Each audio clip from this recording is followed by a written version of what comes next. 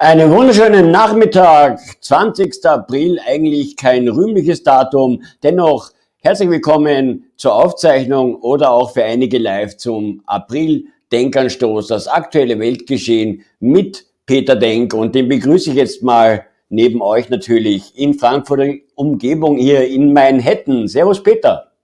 Hallo lieber Manuel, hallo liebe Zuschauer. Ja, viele Grüße aus Frankfurt, wobei ich nicht weit weg bin, aber nicht direkt da.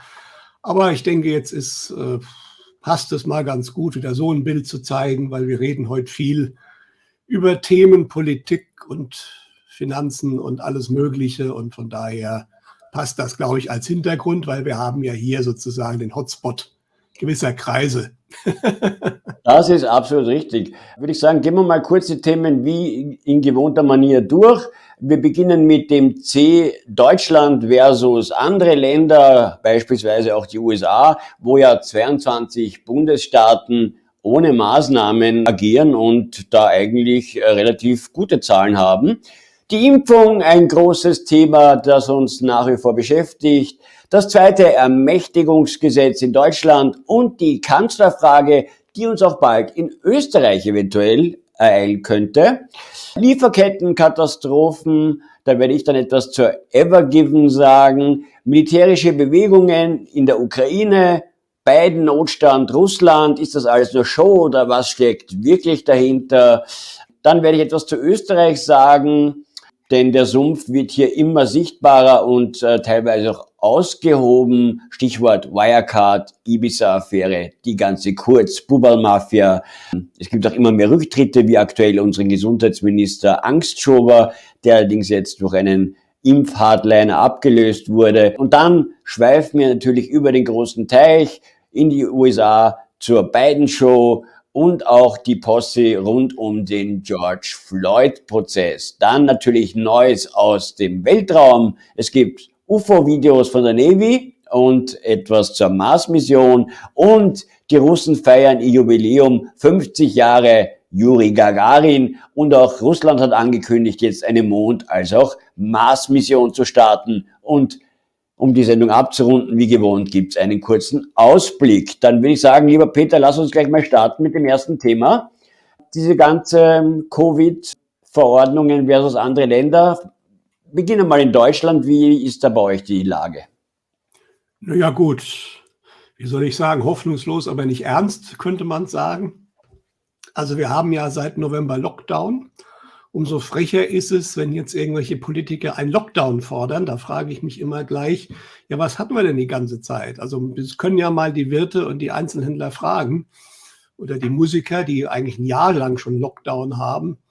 Es ist einfach rotzfrech, ja. Und natürlich versucht man momentan mit Zahlen, die wirklich lächerlich sind, hier einen Notstand wieder herbeizuschreiben, um natürlich die weiteren Verschärfungen, die ja angekündigt sind, aber die meiner Ansicht nach noch nicht annähernd das sind, was kommen wird, wenn dieses Gesetz durch ist, wo wir gleich drauf kommen, zu begründen. Na, da wird uns natürlich erzählt, das kennen wir, diese Inzidenzzahlen, die werden ja ständig wachsen, wobei jetzt interessanterweise selbst in den Massenmedien an der einen oder anderen Stelle doch mal ein paar Leute sagen dürfen, dass diese Inzidenzzahlen halt keinen Schuss Pulver wert sind, weil einfach die Anzahl der Tests nicht drin ist. So wird uns momentan ständig erzählt, ja, jetzt würde ja bei den Kindern und Jugendlichen würden ja viel mehr betroffen sein, ja.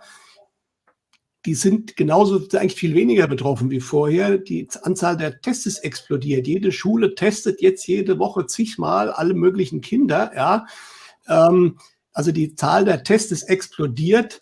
Die Anzahl der Positiven ist etwas hochgegangen. Das heißt, im Endeffekt es war vorher schon praktisch nichts, es ist jetzt noch weniger.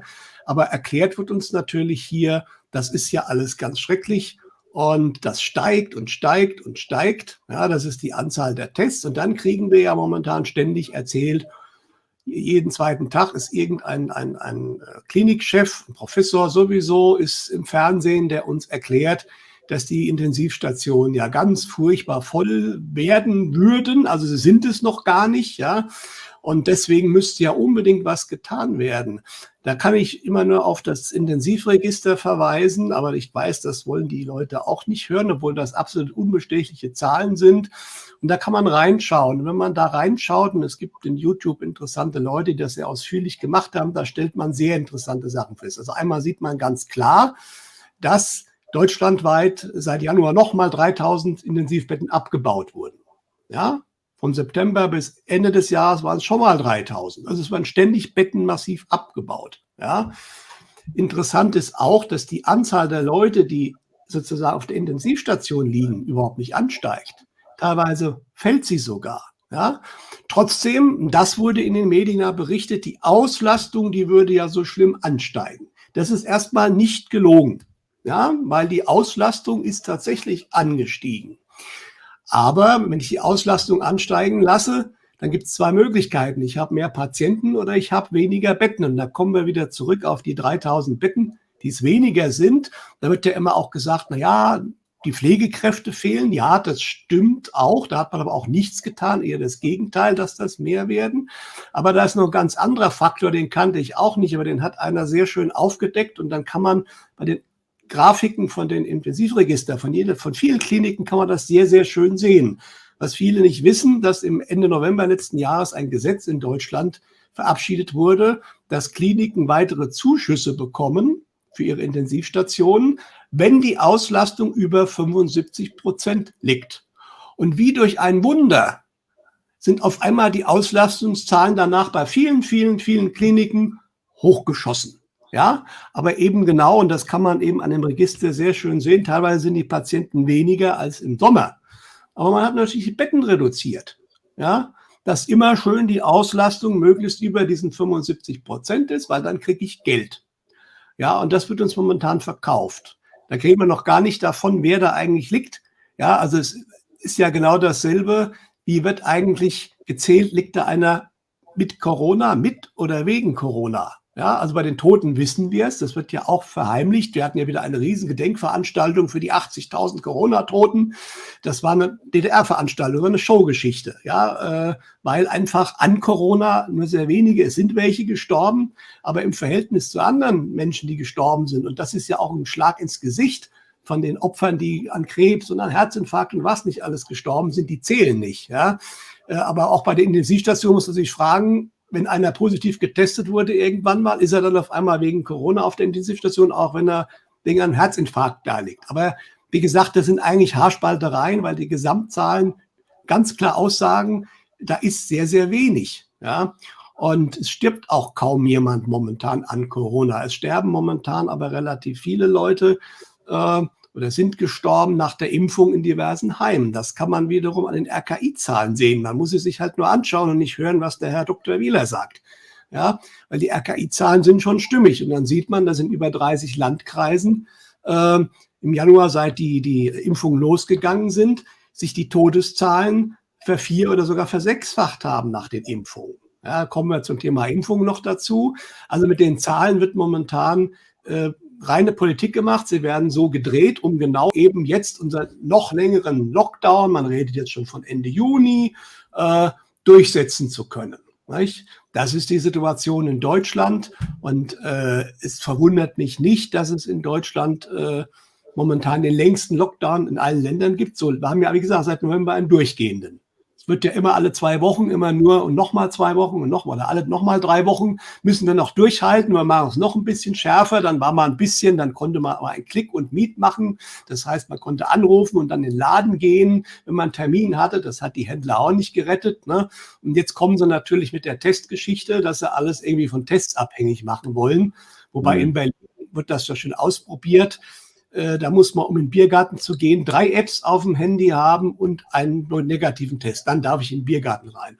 Und dass das natürlich die Wirte nicht retten wird, es gibt Leute, die machen sowas, ja, aber das sind nicht die Mengen, die die Einzelhändler und die Wirte brauchen, um irgendwie wieder auf den grünen Zweig zu kommen. Also das ist relativ klar, aber das soll auch gar nicht sein. Also ich denke, dass wir hier den längsten Lockdown haben, hängt damit zusammen, dass wir die stärkste mittelständische Wirtschaft haben, sowieso mit einer der stärksten Wirtschaften, und deswegen muss hier am meisten zerstört werden. Und so langsam kommt der eine oder andere Wirt und Einzelhändler auch drauf, dass das Ganze vielleicht gar nichts mit Corona zu tun haben könnte, sondern dass die fertig gemacht werden wollen. Aber es sind scheinbar immer noch zu wenige, die das gemerkt haben. Ja.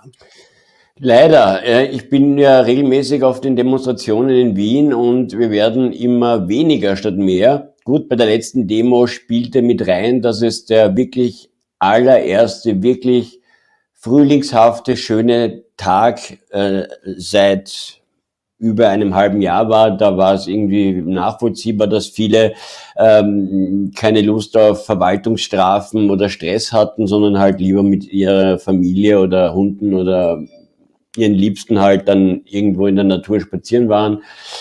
Es gab auch wieder mal ein paar Pappenheimer Hooligans aus ganz Österreich, denen halt eindeutig das Stadion aktuell fehlt, die für Rabatz gesorgt haben.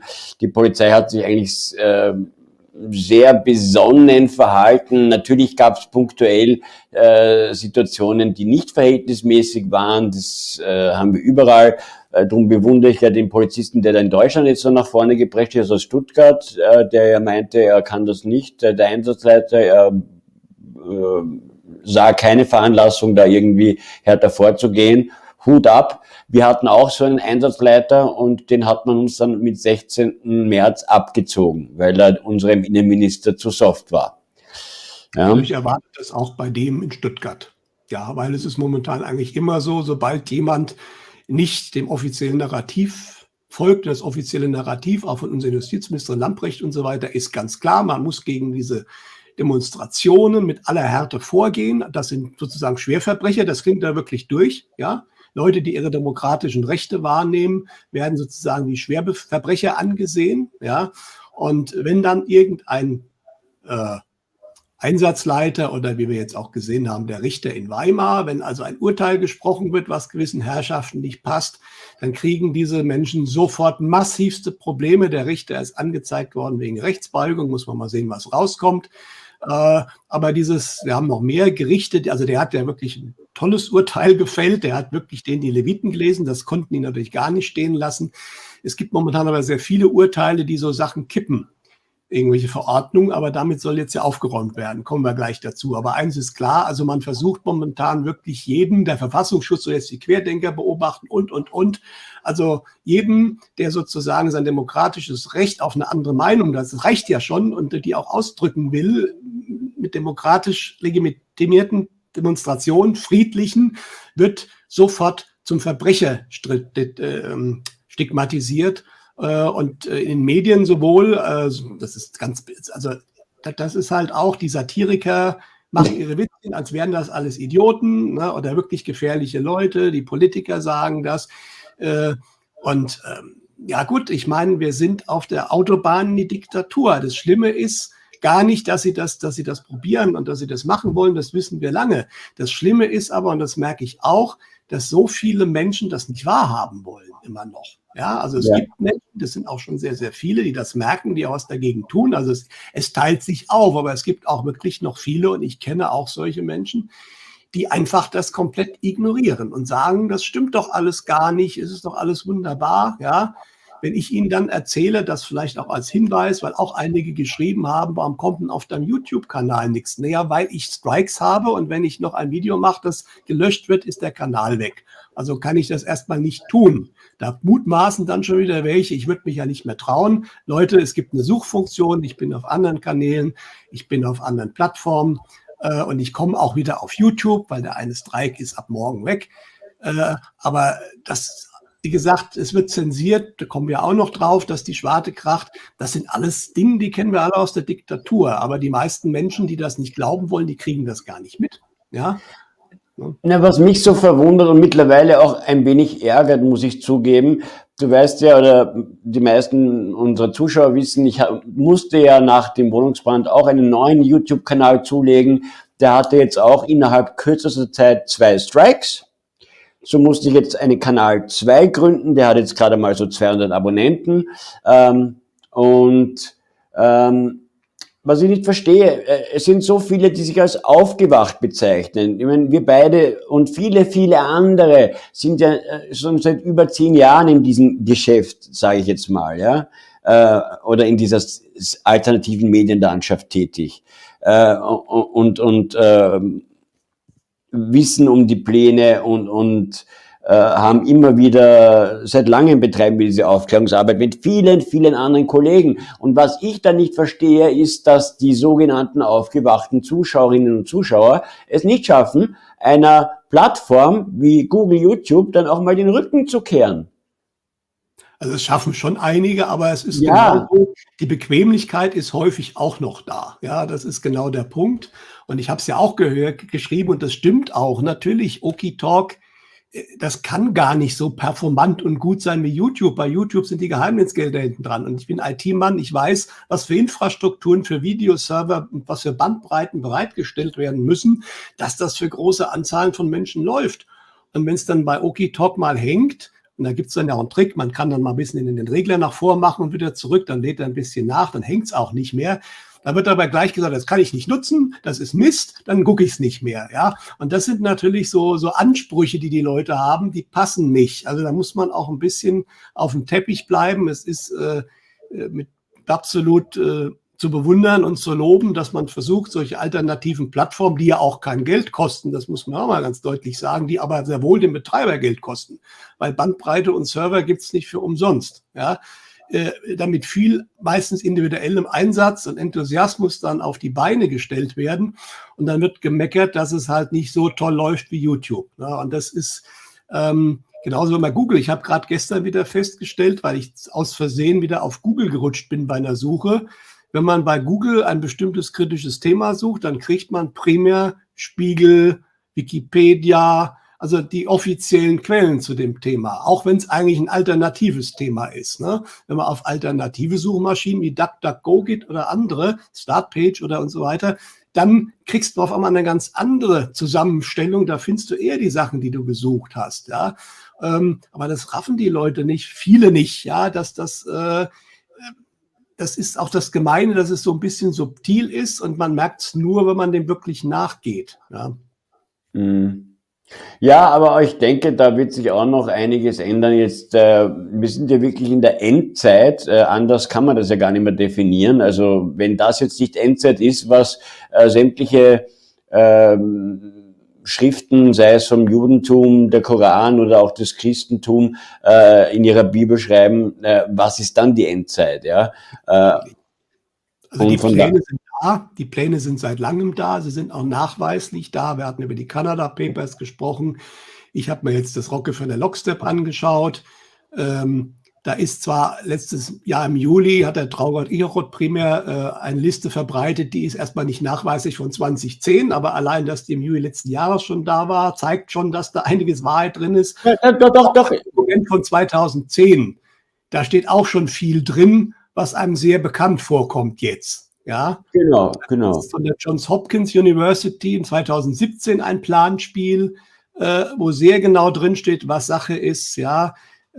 Also von daher, die Pläne sind lange bekannt und jetzt gehen sie in die Vollendung, das ist klar. Es ist auch klar, dass wir haben ja ein Affentempo momentan.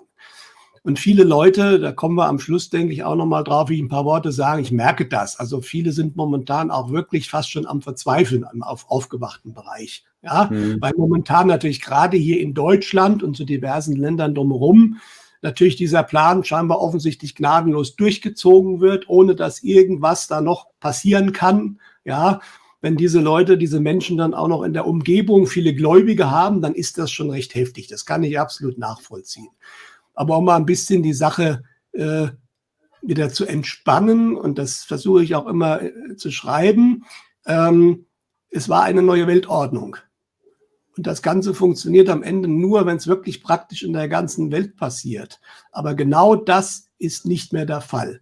Ja, man muss sich ein bisschen informieren und dann stellt man fest, irgendwo habe ich es letztens gelesen, also im Endeffekt sind es noch 24 Länder, die voll hinter diesem Great Reset stehen. Und davon sind eine ganze Reihe sehr, sehr kleine, unbedeutende Länder. Aber es ist natürlich Deutschland, Frankreich, Großbritannien, Spanien, Kanada, überall da, wo jetzt auch diese Maßnahmen noch gnadenlos durchgezogen werden. Aber eine neue Weltordnung ohne Russland wird nicht funktionieren. Und Russland ist raus bei der Sache. Ja? In USA, hast du vorhin an der Einleitung gesagt, es waren die ganze Zeit 17 Bundesstaaten, jetzt sind es 22, die diese Maßnahmen gekippt haben. Und was Mhm. hat die Bundesregierung unter Fauci vorgeschrien, als auch Texas zuletzt am 4. März alles aufgelöst hat? Ihr kriegt ganz schlimme Zahlen und die Zahlen sind runtergegangen. Die Zahlen sind alles besser in Kalifornien, wo die großen Maßnahmen ja noch sind. Und das wird dazu führen, also einmal, da kann die Bundesregierung wenig machen offensichtlich, das ist gut. Und das hat natürlich einen Effekt, weil die Menschen in den Bundesstaaten, wo die Maßnahmen noch sind, die sehen das natürlich und fragen sich dann schon, wieso müssen wir hier eigentlich mit Maske rumlaufen, wieso dürfen wir hier alles nicht? Und bei uns sind die Zahlen nicht besser und da drüben sind sie genauso und die haben alle Freiheiten. Und im Zweifelsfall gehe ich dann dahin, wo es frei ist. Das Ich hatten wir glaube ja auch, hier in der BRD. Und da wurde die Mauer gebaut. Das kriegt es bei den USA, bei den Bundesstaaten aber schlecht hin. Deswegen, das ist in den USA, kann das nur noch eine gewisse Zeit lang durchgehen. Ansonsten bluten nämlich die Staaten, die die harten Maßnahmen haben, schlicht und ergreifend aus.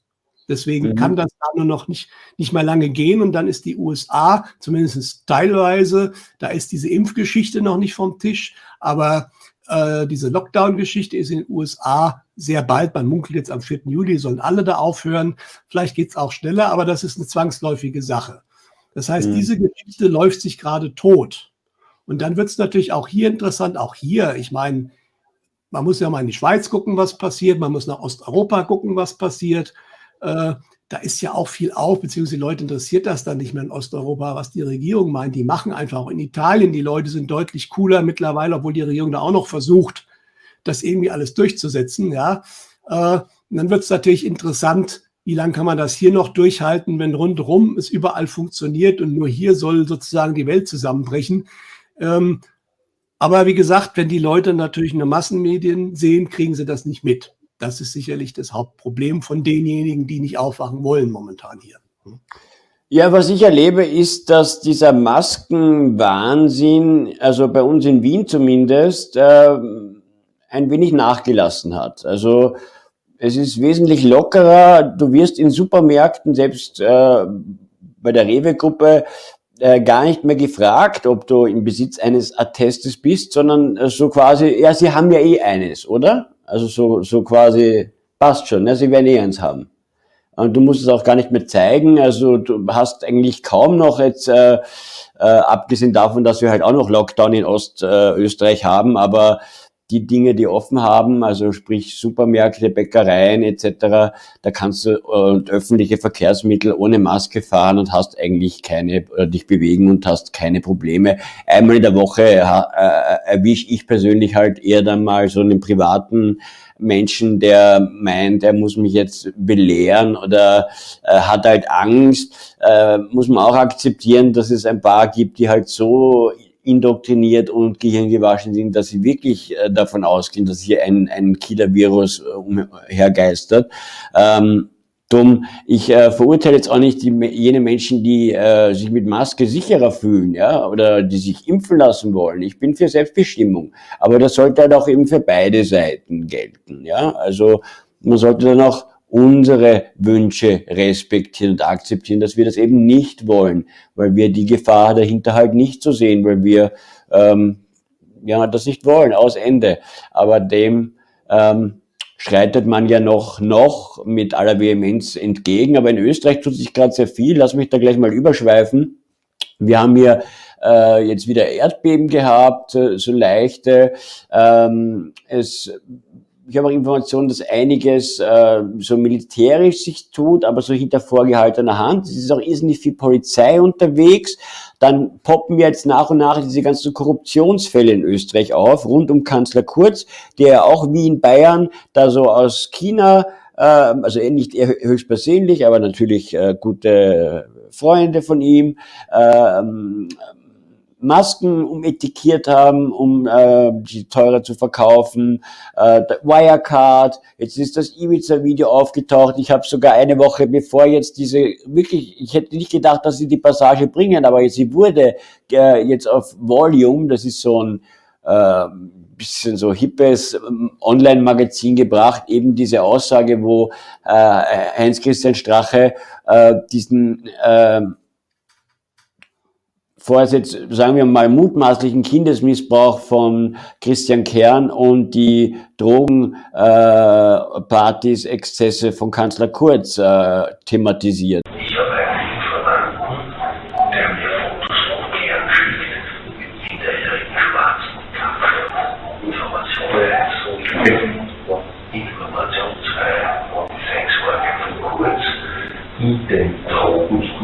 Ja, und diesen Ausschnitt habe ich in ein Video gebracht. Das Video wurde gestrikt, ja, das war einer von den beiden Strikes, den ich zuvor erwähnt habe.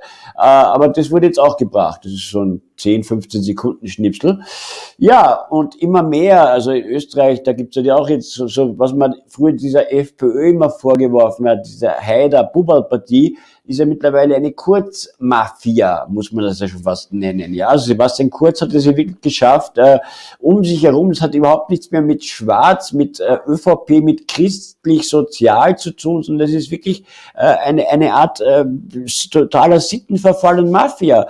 Postenschacher, David dort, ich liebe meinen Kanzler, aber da sind Penisfotos, über 2500 auf irgendwelchen Handys sichergestellt wurden. Also das ist ja schon alles so Realsatire, aber von Spitzenpolitikern. Und was halt auch immer mehr passiert, was früher gerade in Österreich undenkbar war, dass immer mehr Politiker zurücktreten. Aktuell unser letzter Gesundheitsminister Rudolf Angstschober, wie er immer gerne genannt wurde, der als Volksschullehrer jetzt sicher nicht unbedingt die Kernkompetenz hatte, einen Gesundheitsminister zu spielen, aber er war in Summe ja jetzt im Vergleich zu dem Herrn Mückstein, der sein Nachfolger sein wird,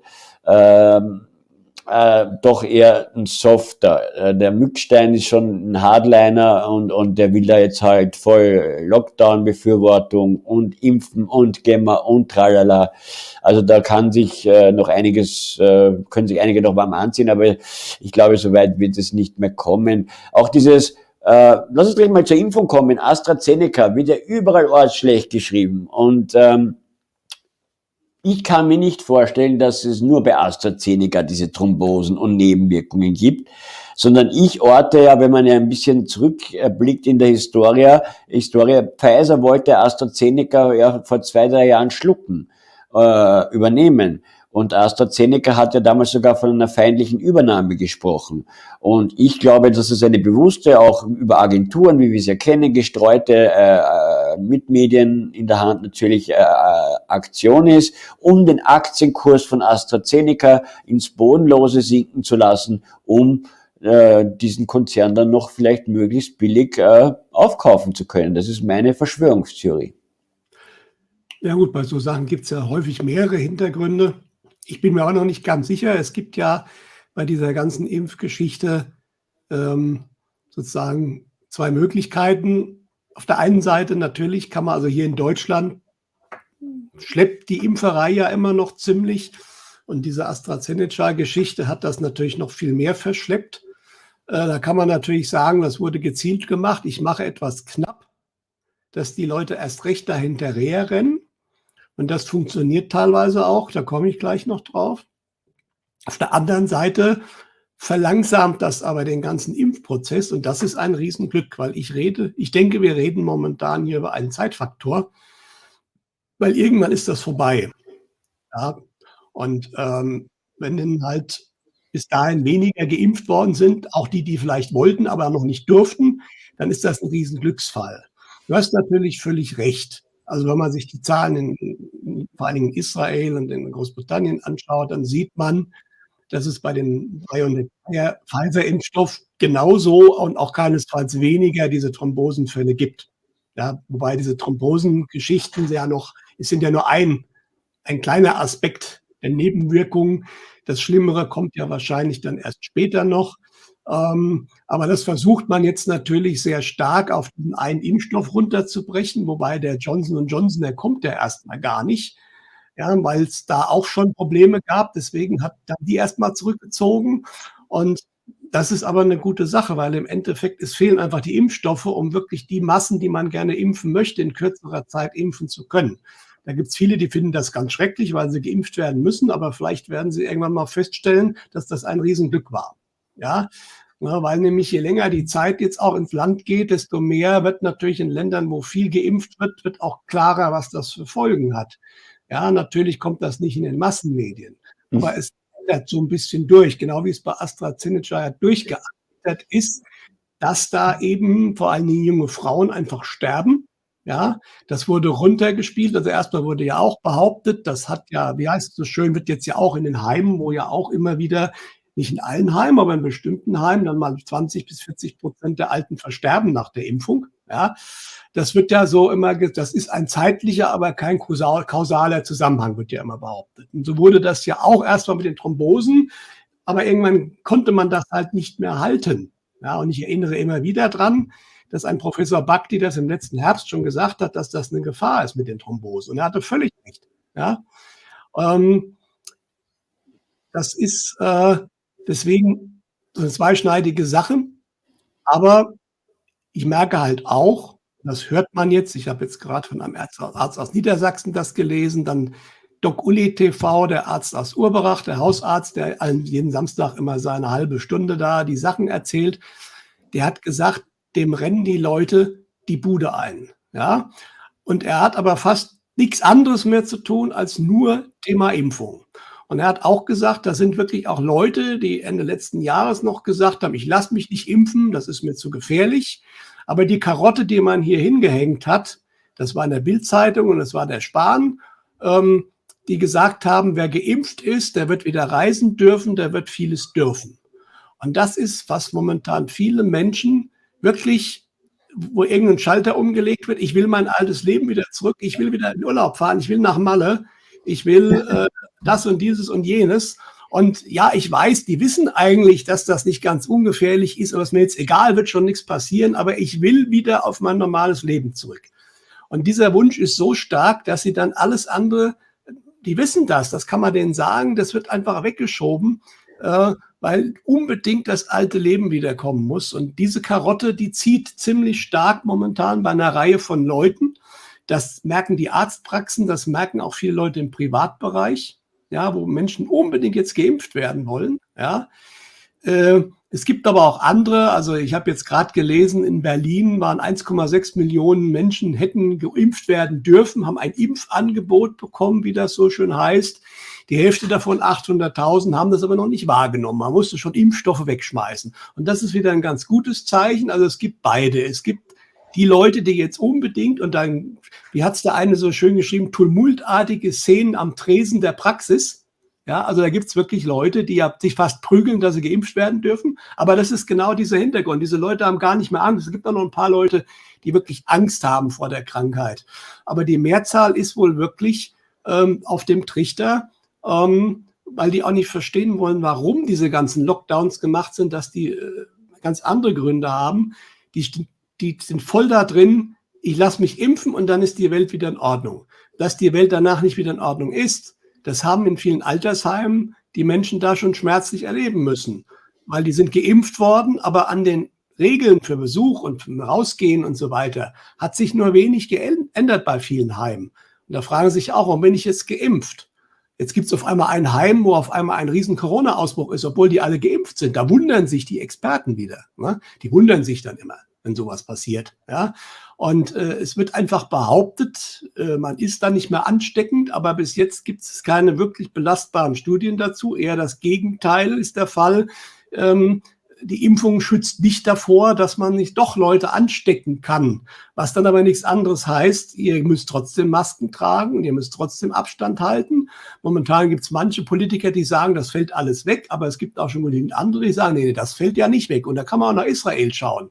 Die geimpften Leute, die dürfen schon wieder in Konzerte und so weiter, aber die müssen die Maske trotzdem aufhaben und die müssen trotzdem Abstand halten. Ja, und das werden die Leute dann irgendwann schmerzhaft feststellen, weil es ist nicht geplant, den Leuten wirklich wieder Freiheiten zurückzugeben, Reisefreiheit. Das ist nicht geplant. Wenn man sich die Pläne, die wir vorhin genannt haben, anschaut, da steht nicht drin, dass die Leute wieder reisen sollen. Aber das wollen die Leute natürlich nicht wahrhaben. Sie klammern sich momentan wirklich an diese Impfung. Und die Konsequenzen davon, ich meine, ich habe momentan, kriege das in vielen Bereichen mit, wo Leser oder auch Freunde Riesendiskussionen haben zwischen Eltern und Kindern oder auch zwischen Ehepartnern teilweise.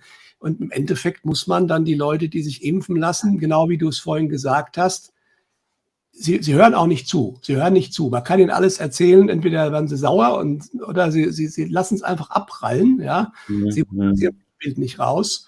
Und dann kann man entweder, das kann ja wirklich zur Trennung führen, wenn man da beharrt, oder man muss halt sagen, okay, und das ist schwer, weil man liebt ja diese Menschen, man möchte sie vor Schaden bewahren, aber das ist umgekehrt genauso. Ja, die wollen ja auch die Impfmuffel, wie das so schön heißt, ja auch vor Schaden bewahren, weil die ja teilweise glauben, die könnten an einer Corona erkranken und sterben. Ne? Und da muss man im Endeffekt, wenn man irgendwo die Beziehung retten will, einfach sagen, okay, jeder ist eigenverantwortlich und jeder geht seinen Weg. Und dann kann man da einigermaßen mit leben und lässt diese Diskussion außen vor, weil diese Aufteilung, die passiert ganz stark momentan in diese zwei Gruppen, überall. Ja. Und das ist, wie gesagt, vorhergesagt worden und das sieht man auch. Und es wird definitiv, also da bin ich überzeugt von, auch weil einfach Experten, die man halt im Fernsehen nicht mehr hört, aber die natürlich hochrangige Experten sind, in verschiedenen Ländern das gesagt haben, auch ehemalige Impfstoffhersteller, Mitarbeiter, der Ex-Chef von Pfizer hat ein hochinteressantes Interview gegeben und auch Politiker, sagen wir mal, die auspacken oder Frauen von Politikern, alle sagen dasselbe, lasst diese Impfstoffe weg, die sind dazu da, die Menschheit zu reduzieren, ja, und zwar nach der Rattengiftmethode. Die jetzt direkt gestorben sind, das sind Unfälle. Das war nicht so geplant, glaube ich. Ja, das hätten weniger sein sollen. Das macht die Leute misstrauisch. Das Ganze passiert nach Monaten oder Jahren. Und wie das Ganze passiert, das haben eben diese Experten auch schon länger vorhergesagt. Thema AHE, also sprich, der Körper wird bei einem Wildvirus auf einmal anfangen, gegen die eigenen Zellen zu arbeiten. Und vermutlich ist genau das auch passiert in den Heimen, wo die ganzen Leute gestorben sind. Ja, es gibt den zweiten Faktor. Wenn ich geimpft werde, muss ich nicht gleich sterben, keinesfalls. Aber es gibt halt über 30 Landkreise in Deutschland und das sind RKI-Daten, wo sich eben die Anzahl nach der Impfung der Verstorbenen kurz nach der Impfung vervier- oder versechsfacht hat gegenüber dem Vorjahreszeitraum oder den Vorjahresmonaten, wo halt nur Corona geherrscht hat. Ja? Und das ist meiner Ansicht nach schon ein Nachweis, dass diese Experten recht haben. Und wann der Wildvirus einen dann trifft, das ist halt eine zeitliche Verzögerung. Das kann Monate dauern, das kann Jahre dauern, das kann in 3 Wochen passieren. Und da muss man natürlich auch sagen, und da will ich auch die Angst nehmen, weil mir schreiben jetzt auch, meine Frau ist geimpft worden, muss die jetzt sterben in den nächsten Monaten. Natürlich werden aber nicht alle sterben. Ja, die Menschen reagieren unterschiedlich und ich weiß, dass momentan auch schon fieberhaft dran gearbeitet wird in alternativen Kreisen, die Wirkung dieser Impfstoffe, dass man die wieder neutralisieren kann, wenn derjenige irgendwann aufwacht und sagt, ich will das haben. Ne? Ansonsten wird er den Weg gehen, den er gewählt hat. Ja? Und dann kommt natürlich noch ein zweiter Aspekt dazu, den habe ich beim letzten Mal ja schon angesprochen, den natürlich viele, wie sage ich, Mainstream-Leute rundweg ablehnen, weil es das ja nicht gibt. Und das ist die energetische Auswirkung dieser Impfung.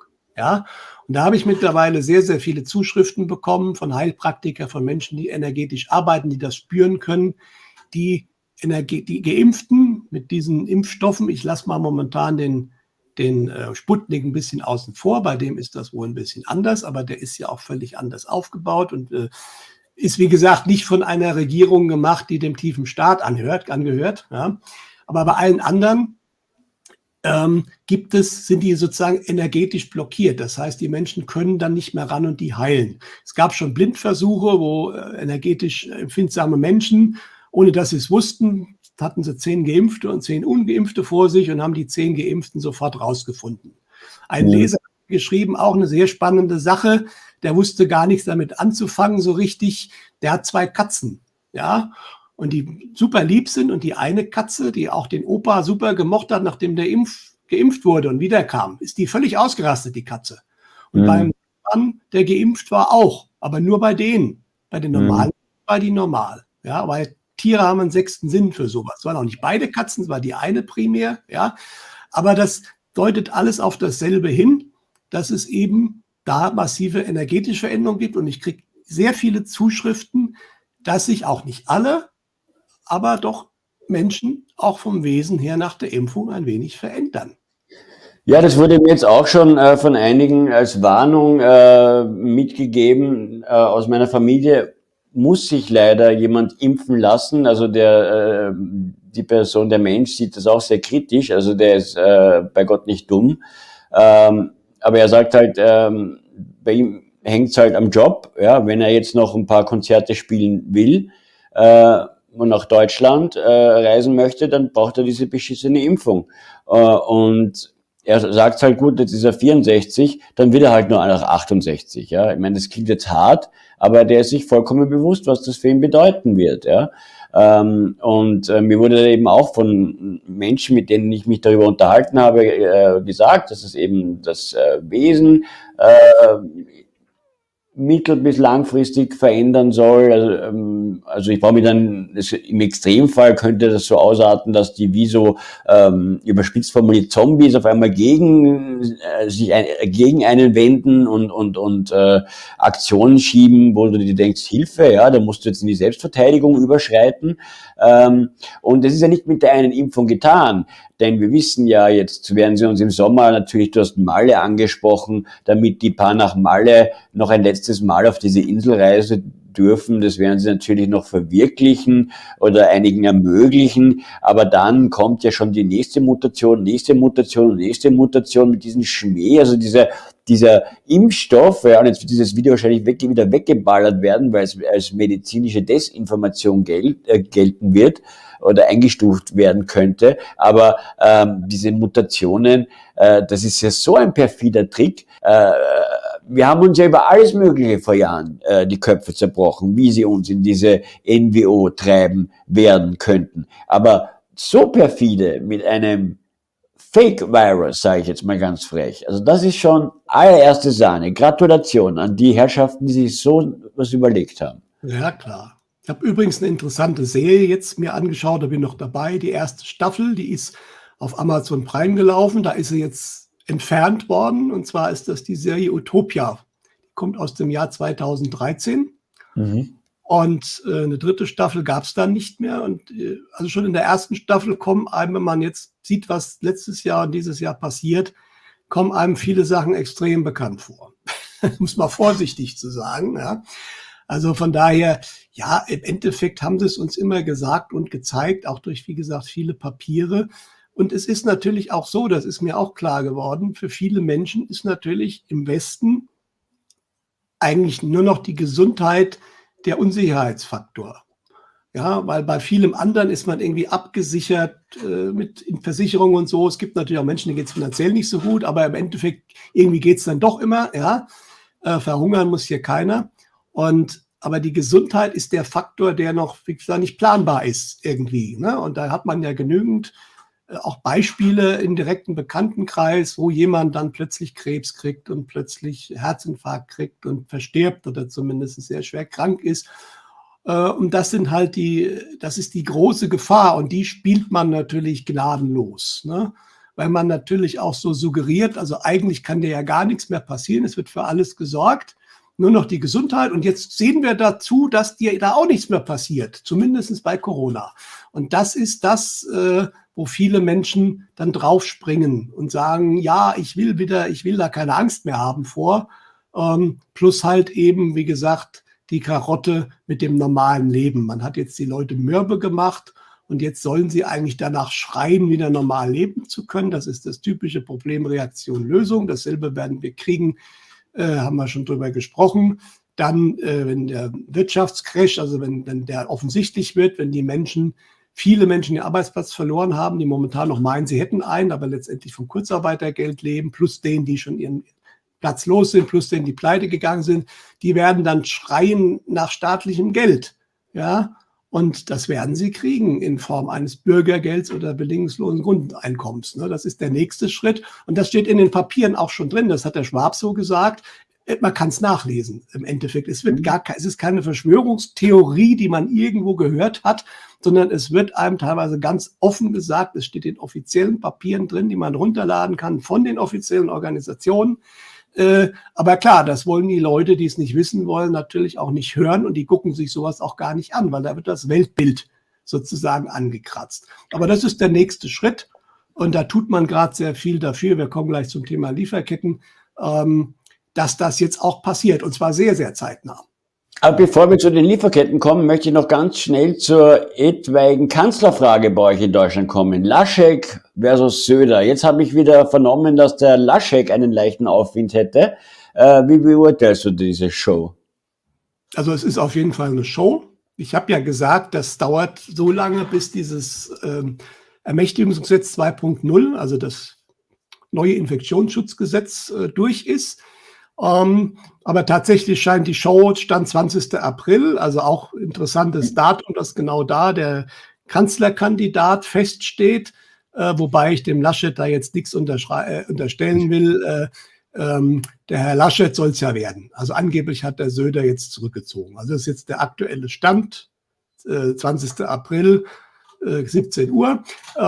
Möglich ist immer noch alles anders, aber ich hatte schon länger gehört aus gut unterrichteten Kreisen, dass der Söder es wohl nicht mehr werden soll. Also irgendwas hat er scheinbar falsch gemacht. Und die Merkel hat ja im Endeffekt es eigentlich gesagt. Die Merkel sagt die Sachen eigentlich immer relativ klar, wenn man ihr zuhört. Und in einem Interview, ich glaube bei Anne Will, hat sie ja auch gesagt, die CDU hat nicht das Abo auf einen Kanzler.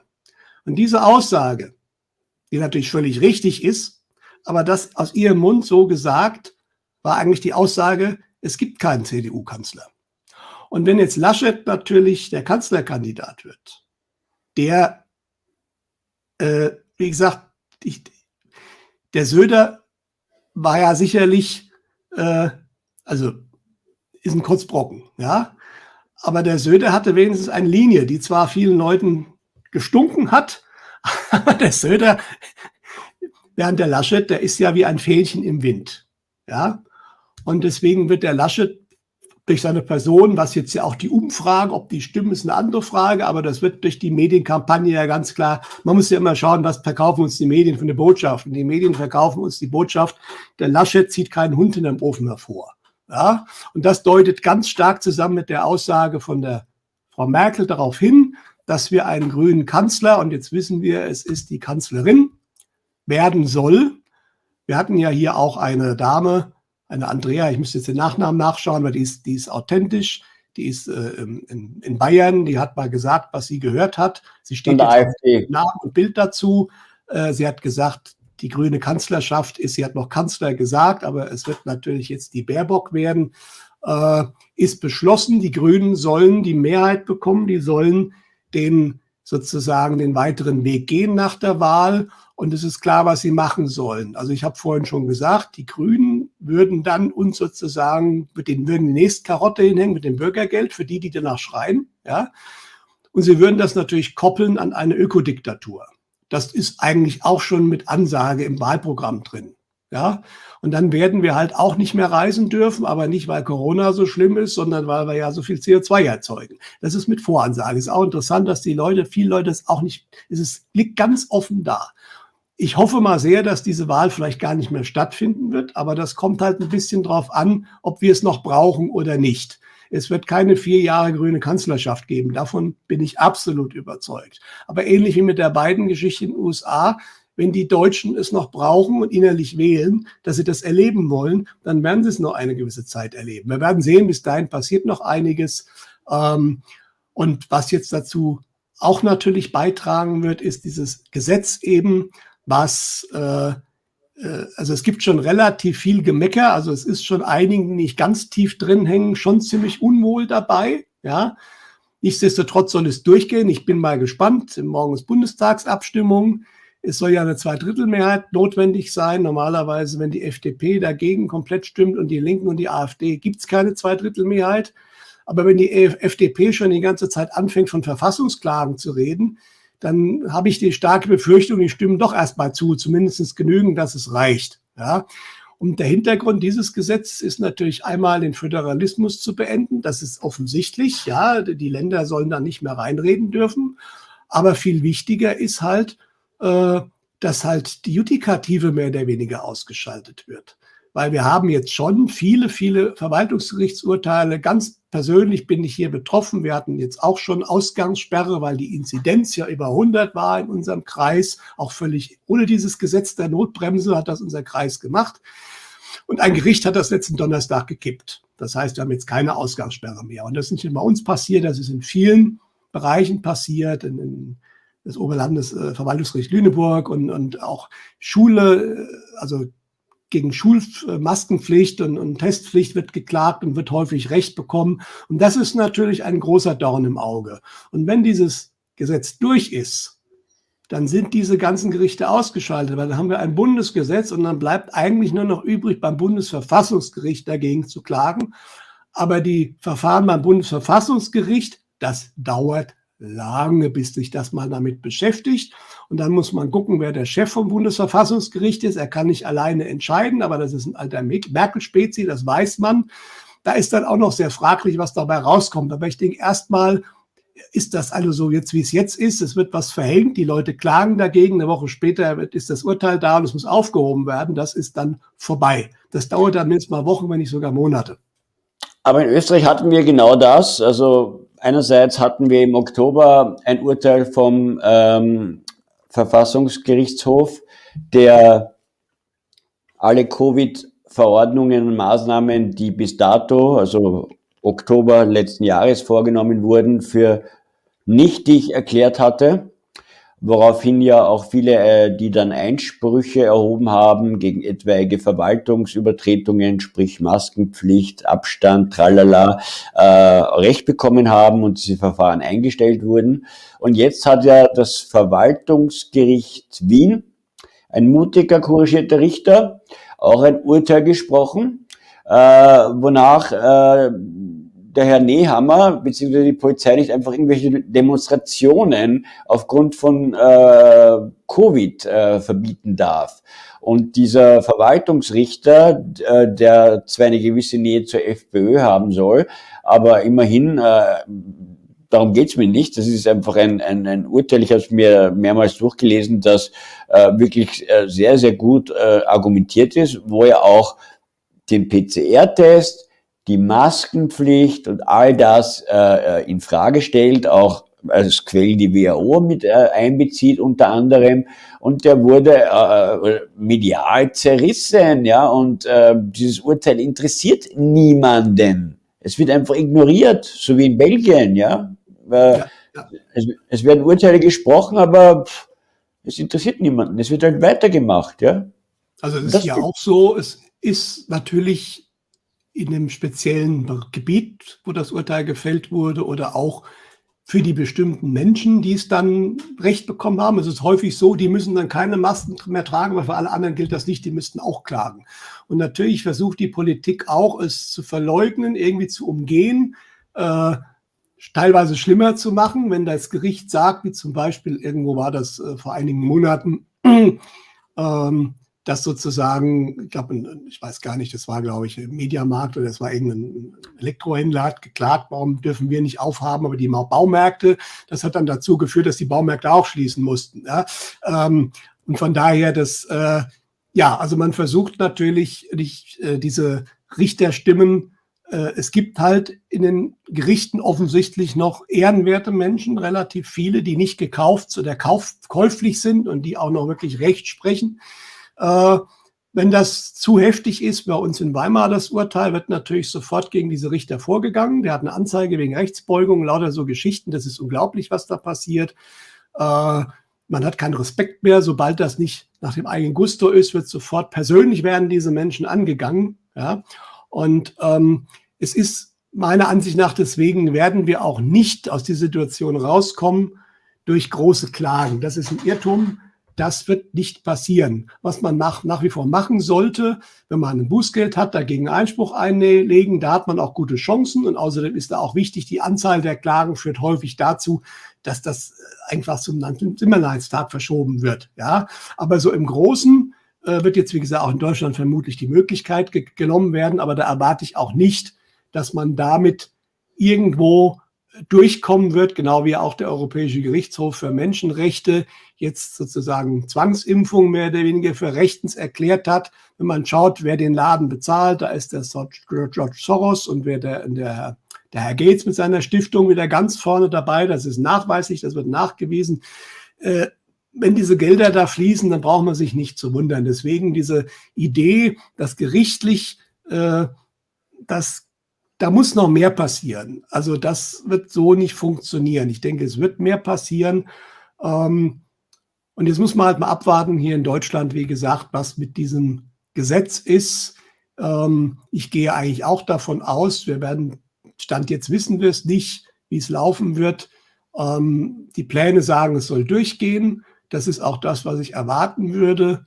Und dann wird im Endeffekt wahrscheinlich danach nochmal, das ist der Plan, da sind ja harte Sachen im Raum, also die Ausgangssperre, die jetzt haben sie noch ein bisschen das verkürzt, sozusagen von 22 bis 5 Uhr, von 22 bis 0 Uhr darf man jetzt doch alleine joggen oder laufen, ne?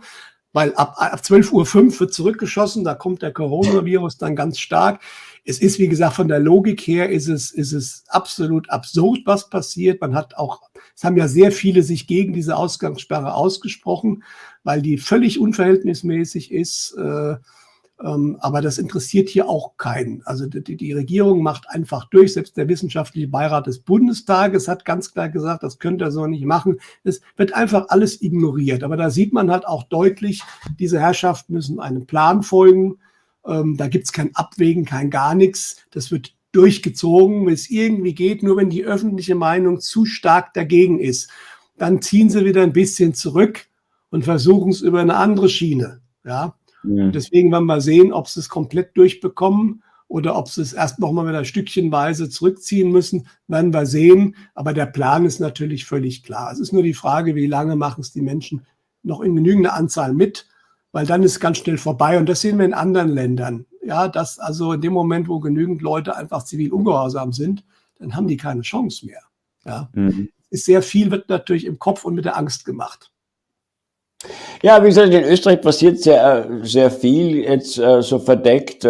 Burgenland, Niederösterreich, Wien, die Region. Wien ist ja ein Schmelztiegel von sehr vielen. Ja, wir haben ja UNO, OPEC, alles hier, auch diese Atomgespräche mit dem Iran werden ja gerade hier wieder fortgeführt. Ganze Balkan, Russen, ukrainische Mafia allerorts, Nordkorea führt seine gesamten Europageschäfte über Wien. Also Wien ist nicht so unwichtig und hier wird gerade sehr viel an tiefen Staat zerlegt.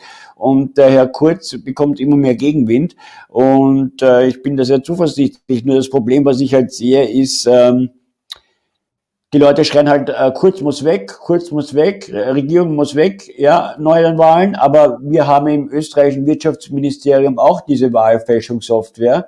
Also, ja, dann kommt halt die Frau Rendi Wagner, ihres Zeichens zu einer Medizinerin, aber auch Bilderberg-Teilnehmerin.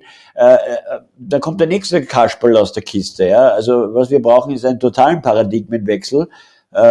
Volksparlament, gut, da wird jedes Land seine eigenen, das habe ich schon mehrmals gesagt, Modelle entwickeln müssen und soll das auch tun. Aber der Weg dahin ist noch ein steiniger. Also ich habe die Befürchtung, weil immer von der großen, schweigenden, kritischen Masse gesprochen wird, die ist durchaus vorhanden, aber sie ist halt wirklich schweigend. Ja, sie spüren es zwar, wie du sagst, ja, Gastronomen, sie dürfen nicht aufsperren und oh Gott, ja, die Regierung ist natürlich nur der Sündenbock, dass da was anderes noch dahinter steckt, das peilen die gar nicht, ja, die sehen halt nur so das kurzfristige und die glauben halt wirklich dann, eine andere Partei würde es besser machen. Ja, ich meine, ein Kickl, wenn man ihn jetzt zuhört von der FPÖ, der ist eine Wohltat. Aber das ist auch ein Populist, das ist seine Aufgabe. Ja, das ist Partis. Ja, der wäre ein schlechter Oppositionspolitiker, wenn er jetzt nicht genau das machen würde, was er aktuell macht, nämlich genau diese Sprüche klopfen. Ja, aber die Hälfte von der FPÖ rennt ja trotzdem mit Masken überall rum. Ja, das ist ja vollkommen egal. Also von daher, ja. Gut, aber kommen wir mal zu den Lieferengpässen. Da tut sich auch einiges und dann werde ich mich ein bisschen unbeliebt machen. Diese Ever Given Suezkanal-Blockade. Da haben sich ja einige Mythen gerankt, bis hin von Menschenhandel, Kinderbefreiungen, bis hin, dass da Biowaffen oder alles Mögliche an Bord gewesen sein solle.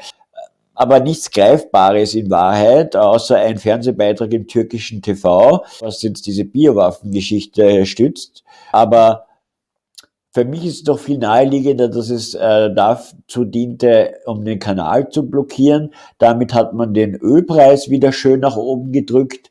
hat eine Lieferkettenverzögerung auch mit verursacht und tut die Wirtschaft weiterhin auch schön an die Wand klatschen. Das ist doch irgendwie für mich viel naheliegender, als da jetzt bloß weil Evergreen, die Reederei von der Evergiven, ein Codeprogramm von der Hillary war. Ich habe einen Buchversandhandel ausgemacht in den USA, der heißt auch Evergreen. Da findet man auch Bücher von der Hillary. Ich habe in einem Artikel geschrieben, das wäre jetzt so, wenn ich behaupten würde, der Buchversandhandel gehört auch der Hillary. Ja, ich kann jetzt nicht alles, was Evergreen heißt, aber das ist halt mein Zugang als Journalist. Ich versuche da halt immer eine gesunde Kontenance zu bewahren. Ich hoffe, man möge mir das verzeihen, ja, oder auch irgendwie verstehen, warum ich da diesen Zugang so habe.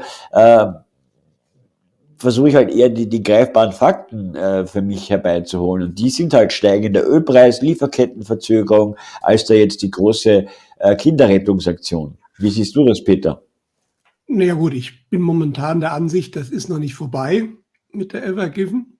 Die hängt ja immer noch fest. Jetzt will Ägypten ja $1 Milliarde haben.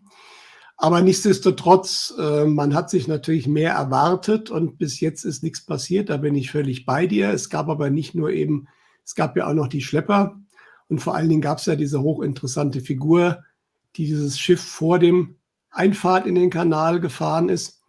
Also es gab schon noch ein paar mehr Sachen, die auf jeden Fall hindeuten. Es war jedenfalls definitiv eine Show. Es war kein Unfall. Da kann man sicher von ausgehen, zumal man bis heute ja noch nicht den offiziellen Grund kennt. Da wird ja alles Mögliche erzählt, was alles relativ schnell als Schwachsinn sich herausstellte. Man kennt bis heute noch nicht, soweit ich weiß, den Namen des Kapitäns. Wer früher bei solchen Sachen immer sofort das Bild vom Kapitän oder der Kapitänin in allen Zeitungen war. Also wie gesagt, da sind noch ein paar Fragezeichen drumherum. Aber natürlich kann man das jetzt auch sehr gut als Ausrede nehmen, um diverse Engpässe zu erklären. Wobei diese Engpässe, die haben ja schon lange vorher angefangen. Ja, und die sind ja auch geplant. Weil so richtig erklären kann es momentan eigentlich keiner, warum es so ist. Ich komme gleich noch drauf, was alles ist.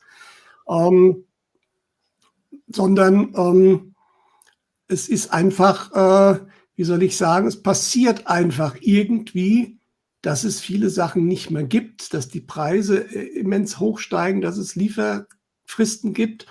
Und wenn man sich diese Papiere anschaut, zum Beispiel die Canada Papers, da ist genau das für Q2 vorhergesagt worden. Und wie gesagt, dieses Papier habe ich am 30. Oktober letzten Jahres behandelt. Also das ist nachweislich, das heißt, ein halbes Jahr vorher stand das da drin und es passiert genau so. Und ich habe das ja vor längerer Zeit schon gehört, so von Jute und von so verschiedenen Stoffen. Was dann sehr stark gekommen ist, also man hat es ja auch gehört, teilweise Autohändler mussten mal die Produktion stoppen, Autofirmen, weil dann die Chips nicht mehr kommen. Dann, was jetzt wohl flächendeckend ist, Baustoffe aller Art ist ein Riesenthema. Ja, es ist also Holz, Stein, Styropor. Die Sachen haben entweder lange Lieferzeiten, man kriegt sie gar nicht mehr, oder sie sind im Preis extrem gestiegen. Wenn man in den Baumarkt geht und ein paar Paletten kaufen will, dann merkt man das noch nicht unbedingt. Aber man muss einfach mal Handwerker oder Bauunternehmer fragen. Die werden das, denke ich, bestätigen, weil viele Baustoffhändler haben das geschrieben, dass es immer schwieriger wird. Was dann, ich weiß gar nicht, ob wir das letztes Mal schon hatten, das war ein Tichys Einblick, haben sich 2 hochrangige Menschen von Verpackungsfolienherstellern gemeldet und haben gesagt, das Granulat kriegen wir nicht mehr. Das heißt, wir müssen die Produktion runterfahren. Das war Anfang April, müssen die Mitte April runterfahren. Das heißt, es wird auch Folgen haben, weil viele Sachen können nicht mehr verpackt werden. Wenn sie nicht verpackt werden können, können sie nicht ausgeliefert werden. Natürlich kann man die Verpackung irgendwie ändern, aber mal schnell geht das nicht. Ja, das ist der Punkt. Dann habe ich was Interessantes gehört. Ein Leser von mir ist Lokführer. Ja, bei der DB Cargo, also bei der Gütertochter der Deutschen Bahn. Er hat mir halt geschrieben, die haben ja die Vectrons, die Siemens-Loks, auch 393 und teilweise maximal 4 Jahre alt, die sind also brandneu. Und sie haben jetzt, zumindest er weiß von einer, die wird gerade ausgeschlachtet. Eine 4 Jahre alte Lok, also eine praktisch neue Lok. Warum wird sie ausgeschlachtet? Weil Siemens für diese Loks keine Ersatzteile mehr beibringen kann. Das heißt, sie nehmen eine Lok auseinander, um andere fahren lassen zu können. Ja, auch hier nähern wir uns der DDR extrem an. Ja, und das ist natürlich auch kein kleines Unternehmen, Siemens. Wenn die also Ersatzteile nicht mehr liefern können, ist das schon eine sehr interessante Entwicklung. Ja, man hat noch alte Loks, die man jetzt dann vermehrt wieder einsetzt. Sie haben einen Mangel. Ja, das muss man sich mal vorstellen. Ja, was natürlich auch wieder den Güterverkehr nicht unbedingt befördert, um es mal so zu sagen. Ja, dann habe ich von einem Leser, das ist dann schon richtig heftig, wenn ich momentan die falsche Krankheit habe, bin ich in Lebensgefahr. Ja, wenn ich eine Krankheit habe, wo es nur einen Hersteller gibt für ein Medikament, ist in dem Fall bei der Entfernung der Schilddrüse. Da gibt es dann eine Alternativtherapie, die aber bei nicht jedem funktioniert. Und wenn die nicht funktioniert und nicht von diesem Medikament abhängig, das gibt es nicht mehr. Weil es gibt nur einen Hersteller in Italien, der kriegt die Grundstoffe nicht mehr und kann das Medikament nicht mehr herstellen. Und die Leute, die sich keinen Vorrat angelegt haben, der mir das geschrieben hat, hat das gemacht, aber Kassenpatienten dürfen das nicht. Das wird eigentlich sogar gesagt, das geht nicht, das dürft ihr nicht, da müssen sie eigentlich schon fast halb illegal handeln. Die stehen jetzt vor dem Problem, die brauchen das Medikament und haben es unter Umständen nicht mehr und kriegen es auch nicht mehr bei. Und das sind, dass Medikamente schon Engpässe haben, das wissen wir schon seit letztem Jahr. Ja, also schon einige Medikamente sind da schon nicht mehr da gewesen. Da gibt es dann aber Alternativen. Ja. Und da wird es jetzt wirklich schon gefährlich.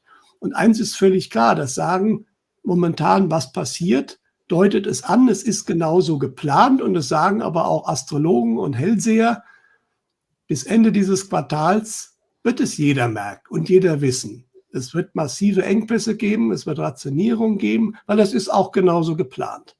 Die Leute sollen gezeigt bekommen, dass sie komplett abhängig sind. Das ist natürlich der nächste Versuch, den Leuten wieder was aufzupfropfen. Ihr kriegt nur was, wenn ihr das und das und das macht. Ja, aber es ist geplant und das sieht man momentan schon im Supermarkt noch nicht, wobei es auch schon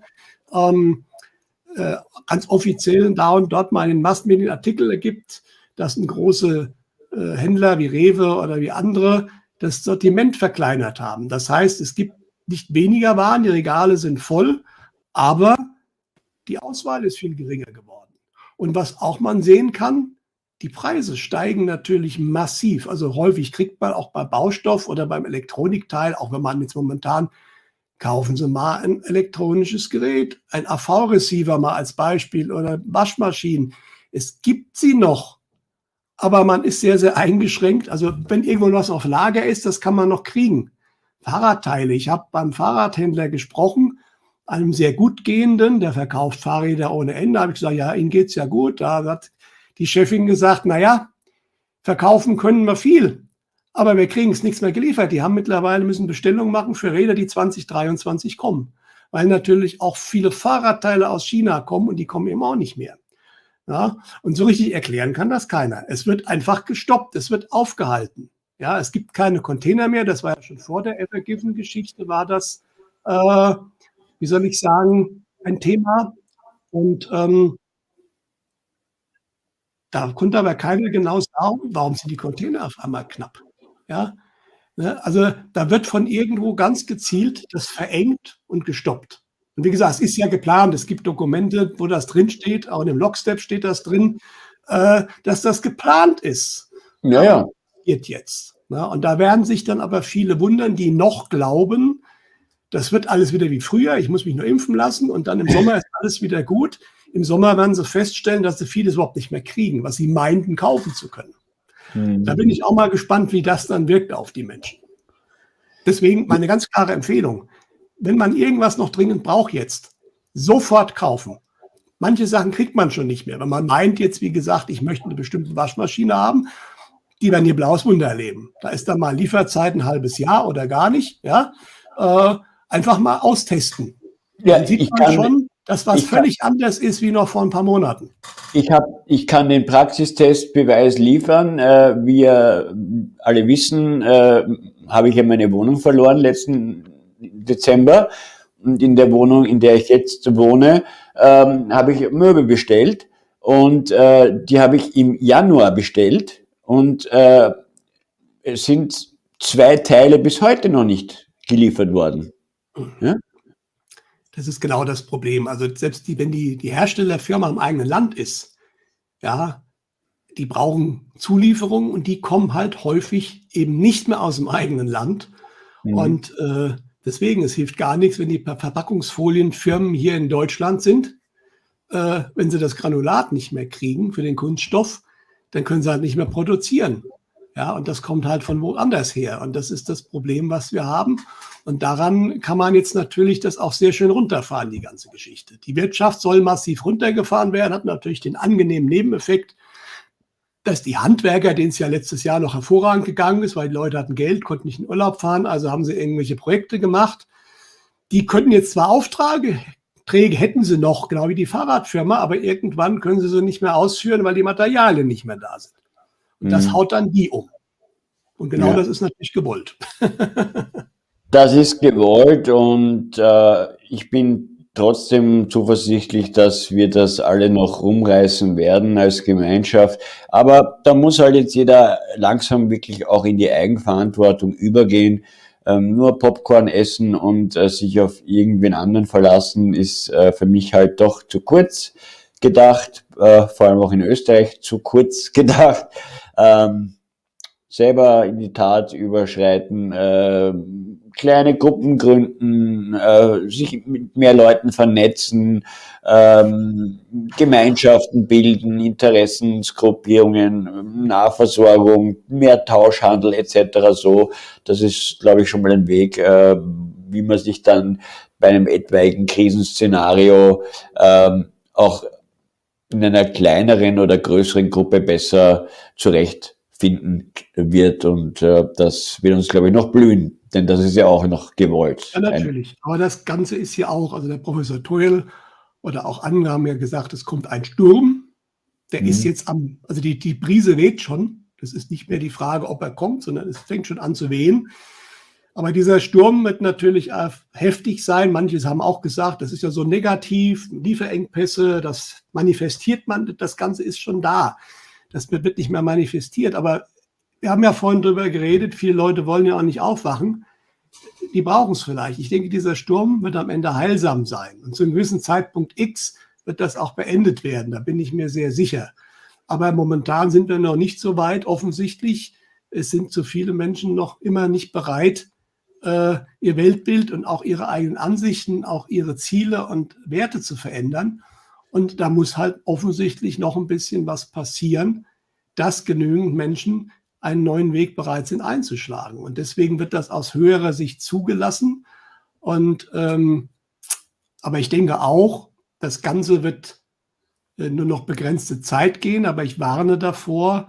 Ich gehe zwar schon davon aus, dass im Mai eventuell das eine oder andere passieren wird, was eine gewisse Änderung des Status quo erzeugen dürfte. Aber das heißt nicht, dass dann die Welt gleich in Ordnung ist, sondern diese Aufteilung, die wird noch weitergehen. Und die Botschaft ist halt, davon bin ich überzeugt, genau wie du es gesagt hast. Also diejenigen, die da nicht mitmachen wollen, die werden Alternativen bauen, die werden sie finden. Ja, ich habe auch gesagt, man wird, wenn man als Ungeimpfter nicht mehr in Geschäfte kann, ja, es wird Bauern geben, es wird Märkte geben, es wird im Zweifelsfall Schwarzmärkte geben, wenn irgendwas nicht mehr geht. Das ist zwar illegal, aber das wird auf dem Land die Polizei nicht verhindern können, weil war in Krisenzeiten immer so. Ja? Also es wird Möglichkeiten geben und was viele auch sagen, es sind auch zu viele, es wird wirklich eine parallele Welt existieren und ich denke, irgendwann wird die auch nicht mehr bekämpft werden. Solange der tiefe Staat noch was zu sagen hat, das ist endlich, das ist sehr sicher, wird der am Schluss, und das sehen wir jetzt schon bei vielen Ländern, und das wird auch dann innerhalb eines Landes so sein, diejenigen, die halt dem System weiter folgen werden, denen wird man ein Angebot machen und wird versuchen, möglichst viele da reinzukriegen. Und es wird die anderen geben, und die werden ihr eigenes Ding machen. Da wird man dann eben nicht mehr ins Krankenhaus dürfen unter Umständen, aber es wird viele Ärzte geben und auch natürlich Alternative, die natürlich heilen werden. Das ist dann teilweise besser, als was man bei der Schulmedizin kriegt, zumindest bei vielen Krankheiten. Bei manchen ist die Schulmedizin auch sehr, sehr gut und wichtig, aber auch da wird es Ärzte geben, die dann helfen können, wenn man einen Haxen gebrochen hat. Ja, Ja. das wird es dann auch geben. Es wird Alternativen geben, ja, aber man darf natürlich nicht glauben, dass man dann halt dauerhaft alles das, was in dem alten System angeboten wird, noch nutzen kann. Es wird neue Sachen geben, die sind dann vielleicht einfacher, aber auch vielleicht, wie gesagt, viel menschlicher wieder. Und das ist dann der Weg, der sich immer mehr ausbreiten wird. Und das Alte wird dann verschwinden. Und das Ganze Ja. wird sich nicht über Jahrzehnte hinziehen. Es ist auch relativ klar, dass wir so in Richtung zweite Jahrzehnthälfte wird das schon sehr stark in dieser neuen Richtung alles laufen. Ja. Aber eben auch noch nicht in 3 Wochen. Das muss man auch sehen. Das ist momentan ein bisschen das Problem. Wie gesagt, es sind momentan Menschen wirklich mit den Nerven am Ende, weil sie natürlich nicht mehr so richtig weiter wissen. Und da sage ich aber auch momentan, es passiert aber viel im Kopf. Ja, mein Gott, Impfpflicht, ich darf gar nichts mehr, wo soll ich was zu essen herkriegen? Dann muss man ein bisschen Vertrauen haben. Man kann jetzt schon die Bauern sich suchen, sage ich auch immer. Ne? Nicht zu Hause sitzen und rumjammern, sondern es gibt so viele Bauern mit Hofverkauf. Ja? Ja. Das ist für den Bauer gut. Der kriegt nämlich viel mehr Geld, wenn man es direkt bei ihm kauft. Ja? Absolut, ja. Und man hat dann schon mal eine Quelle. Und natürlich kann der Bauer auch blöd sein und irgendwann sagen, du kommst noch rein, wenn du geimpft bist. Aber ich glaube, die sind auch viel schlauer häufig als eben irgendwelche Konzerne. Konzerne machen immer das, was natürlich der tiefe Staat will. Ja? Während die Kleine, deswegen will man die Kleinen ja alle kaputt machen, sind viel, viel flexibler. Ja? Aber wie gesagt, das wird man nicht mehr schaffen und es wird sich dann eine parallele Geschichte bilden. Und auch da muss ich jetzt sagen, du hast es vorhin völlig richtig gesagt und das ist auch, was ich momentan immer empfehle, wenn die Leute, was mache ich denn jetzt und ich bin so allein, es gibt überall Menschen, die aufgewacht sind. Das muss nicht das volle Aufwachen sein, aber wenn ich zum Beispiel schulpflichtige Kinder habe und momentan nicht mehr weiter weiß, weil der Druck immer stärker wird wegen den Tests, es gibt an jeder Schule Eltern, die das genauso sehen. An manchen Schulen gibt es wenige, an manchen gibt es relativ viel. Die machen auch schon richtig Rabatz. Das ist in Deutschland momentan. In einigen Bundesländern, da geht es richtig zur Sache, was diese Schulen betrifft. Die kriegen richtig Ärger momentan von den Eltern. Aber ein paar gibt es immer. Wenn man sich zusammentut und dann mal guckt, einen guten Anwalt oder im Internet ist ja auch viel geschrieben, wie man sich wehren kann. Ja, man muss nur gucken, viele Bundesländer haben zum Beispiel explizit in der Verordnung drinstehen, dass man nicht zum Testen gezwungen werden kann. Und das ist eben, also es gibt manche Schulen, die sagen, also klar, wenn du nicht getestet wirst, dann darf der Schüler nicht in Präsenzunterricht. Und da gibt es natürlich irgendwelche superschlauen Schulleiter, die dann sagen, und dann darfst du auch nicht bei einem Test oder bei einer Klassenarbeit mitmachen und kriegst eine 6. Aber genau das ist verboten. Das ist rechtswidrig und das steht auch in der Verordnung genauso drin. Und wenn ein Schulleiter da so ankommt, dann muss man dem mal ganz klar sagen, hör mal genau zu. Wenn du nicht eine Anzeige haben willst, das läuft so nicht. Natürlich besser, wenn man einen guten Anwalt dabei hat, der ihm das sagt. Aber da kämpft es sich natürlich viel besser, wenn man sich zusammentut. Und dann muss man auf die Suche gehen.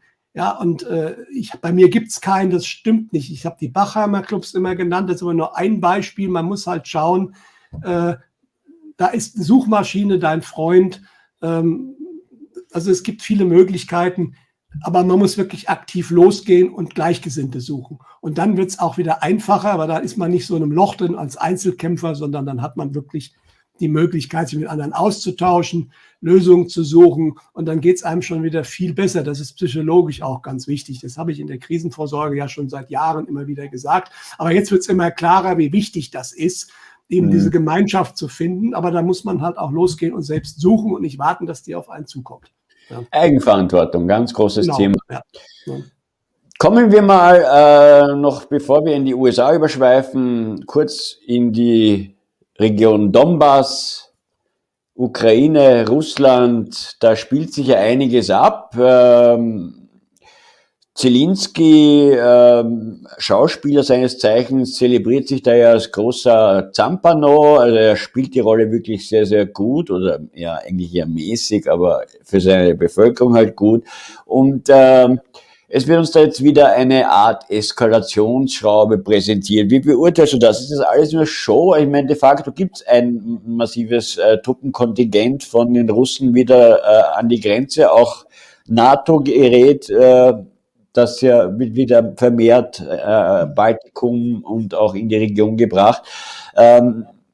Rechnest du da wirklich mit einer Zuspitzung? Könnte das passieren oder ist das nur eine Show, um uns dann vielleicht wirklich, viele sprechen ja von Defender 2021, dass das jetzt auch eine Rolle spielen wird noch in diesem Jahr, dass das dann der eigentliche Hintergrund dahinter sein könnte? Also ich bin mir sehr sicher, dass es eine Show ist. Die spannende Frage ist, wie weit wird man diese Show fahren? Ja? In Deutschland hat jetzt Spiegel natürlich und ein paar andere angefangen, die Kriegspropagandamaschine loslaufen zu lassen gegen Russland. Das ist ganz offensichtlich Kriegspropaganda, ja. Ich könnte mir vorstellen, dass es wirklich so weit geht, dass es auch wirklich zu ein paar Auseinandersetzungen kommen wird. Vielleicht muss man den Menschen wirklich mit der Angst vor dem Dritten Weltkrieg auch die Augen öffnen. Das könnte sein, aber den Dritten Weltkrieg wird es nicht geben. Das ist ganz sicher, weil ich überzeugt davon bin, dass die Militärs was anderes machen, als was die Politik macht. Also gerade in den USA. Naja, Dritter Weltkrieg, de facto sind wir ja schon im Dritten Weltkrieg seit geraumer Zeit. Der klassische sozusagen mit NATO gegen Russland und Atomwaffen und alles, was dazugehört. Tatsache ist, dass momentan weltweit unglaublich viel militärische Bewegungen sind. Aber das wird uns teilweise auch gezeigt. Also es gibt Leute, die verfolgen das ständig auf den Flightradars. Normalerweise haben Militärflugzeuge auch gerne den Transponder aus, dann sieht man das dann nicht, aber häufig wird auch angelassen und dann sehen die Leute das, was da wer wo lang fliegt. Dieses Doomsday-Flugzeug, die E-4, die fliegen ständig rum momentan überall. Also es passiert sehr, sehr viel. Daran sieht man auch über den USA. Ja, da gibt es natürlich dann die Skeptiker, das sind alles nur Übungsflüge, aber das kann man mittlerweile ausschließen. Also es laufen momentan viele Aktionen. Da kann man jetzt spekulieren. Ich denke, ein Teil davon ist wirklich Aufräumen mit dem tiefen Staat. Das passiert momentan. Und auf der anderen Seite haben wir natürlich den Biden. Wir wissen, der Biden ist eine total Marionette. Ja, und ich fand das so lustig. Also ich meine, wenn man sich mal vorstellt, was da passiert ist, wir sind ja noch Kinder des Kalten Krieges. Ja, wenn das zu der Zeit gewesen wäre, die Russen ziehen den Botschafter ab aus den USA. Die weisen sich gegenseitig Diplomaten aus. Der amerikanische Präsident nennt den russischen Präsidenten einen Killer. Ja, der amerikanische Präsident ruft den Notstand aus wegen dem aggressiven Russland. Jetzt hat er ja mal so ein bisschen wieder zurückgezogen, der Biden offiziell, und hat jetzt gesagt, okay, schicken doch keine Schiffe ins Schwarzmeer. Ist auch keine schlechte Idee, weil die wären sofort wie beim Tontaubenschießen weg, wenn wirklich was passieren würde. Aber England will natürlich noch. Also eigentlich aus der früheren Sicht, da wären viele schon Atombunker einmarschiert, wenn so eine Entwicklung gewesen wäre. Heute gucken sich die Leute, die ignorieren das größtenteils, ja. Aber ich könnte mir vorstellen, dass man da nochmal ordentlich Angst erzeugt und dass die Ukraine irgendwann aufgeteilt wird. Das habe ich schon vor 8 Jahren geschrieben. Das war auf einer Karte vom Freedom House, war das schon zu sehen. Und ich denke, das wird wahrscheinlich passieren. Also ich denke, Donbass wird russisch werden. Novorossia ist naheliegend, ja. Im Westteil, da hat ja Polen dann schon lange ein Auge drauf geworfen. Ja. Muss man schauen. Aber es ist Teil einer Show, die könnte eskalieren. Ich denke, es wird momentan vorbereitet in den nächsten Wochen, vielleicht im Mai. Ja. Auch in China, im chinesischen Meer sammelt sich ja einiges an.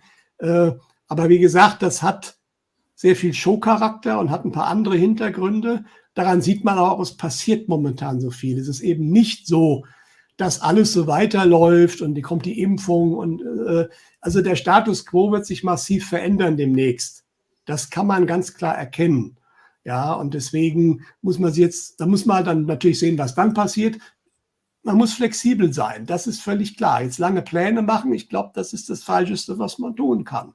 Ja, aber momentan sind wir in so einer bleiernen Situation, gerade hier in Deutschland, ja, die viele spüren. Die Maßnahmen immer schlimmer. Es gibt immer noch nicht so viele Leute, die wirklich aufwachen. Ja, viele wollen das mitmachen, um ihr altes Leben wiederzukriegen. Und das wird alles immer noch schlimmer. Auf die Idee kann man kommen. Allerdings muss man auch ganz klar sagen, das haben Ende letzten Jahres eine Reihe von Quellen auch genauso vorhergesagt.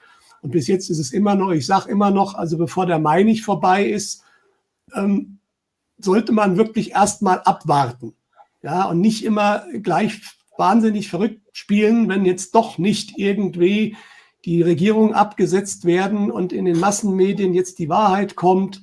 Das ist gefährlich, dass an bestimmten Terminen, genau wie du es gesagt hast, diese Popcorn-Geschichte ist meiner Ansicht nach auch ein nicht so toller Vorschlag.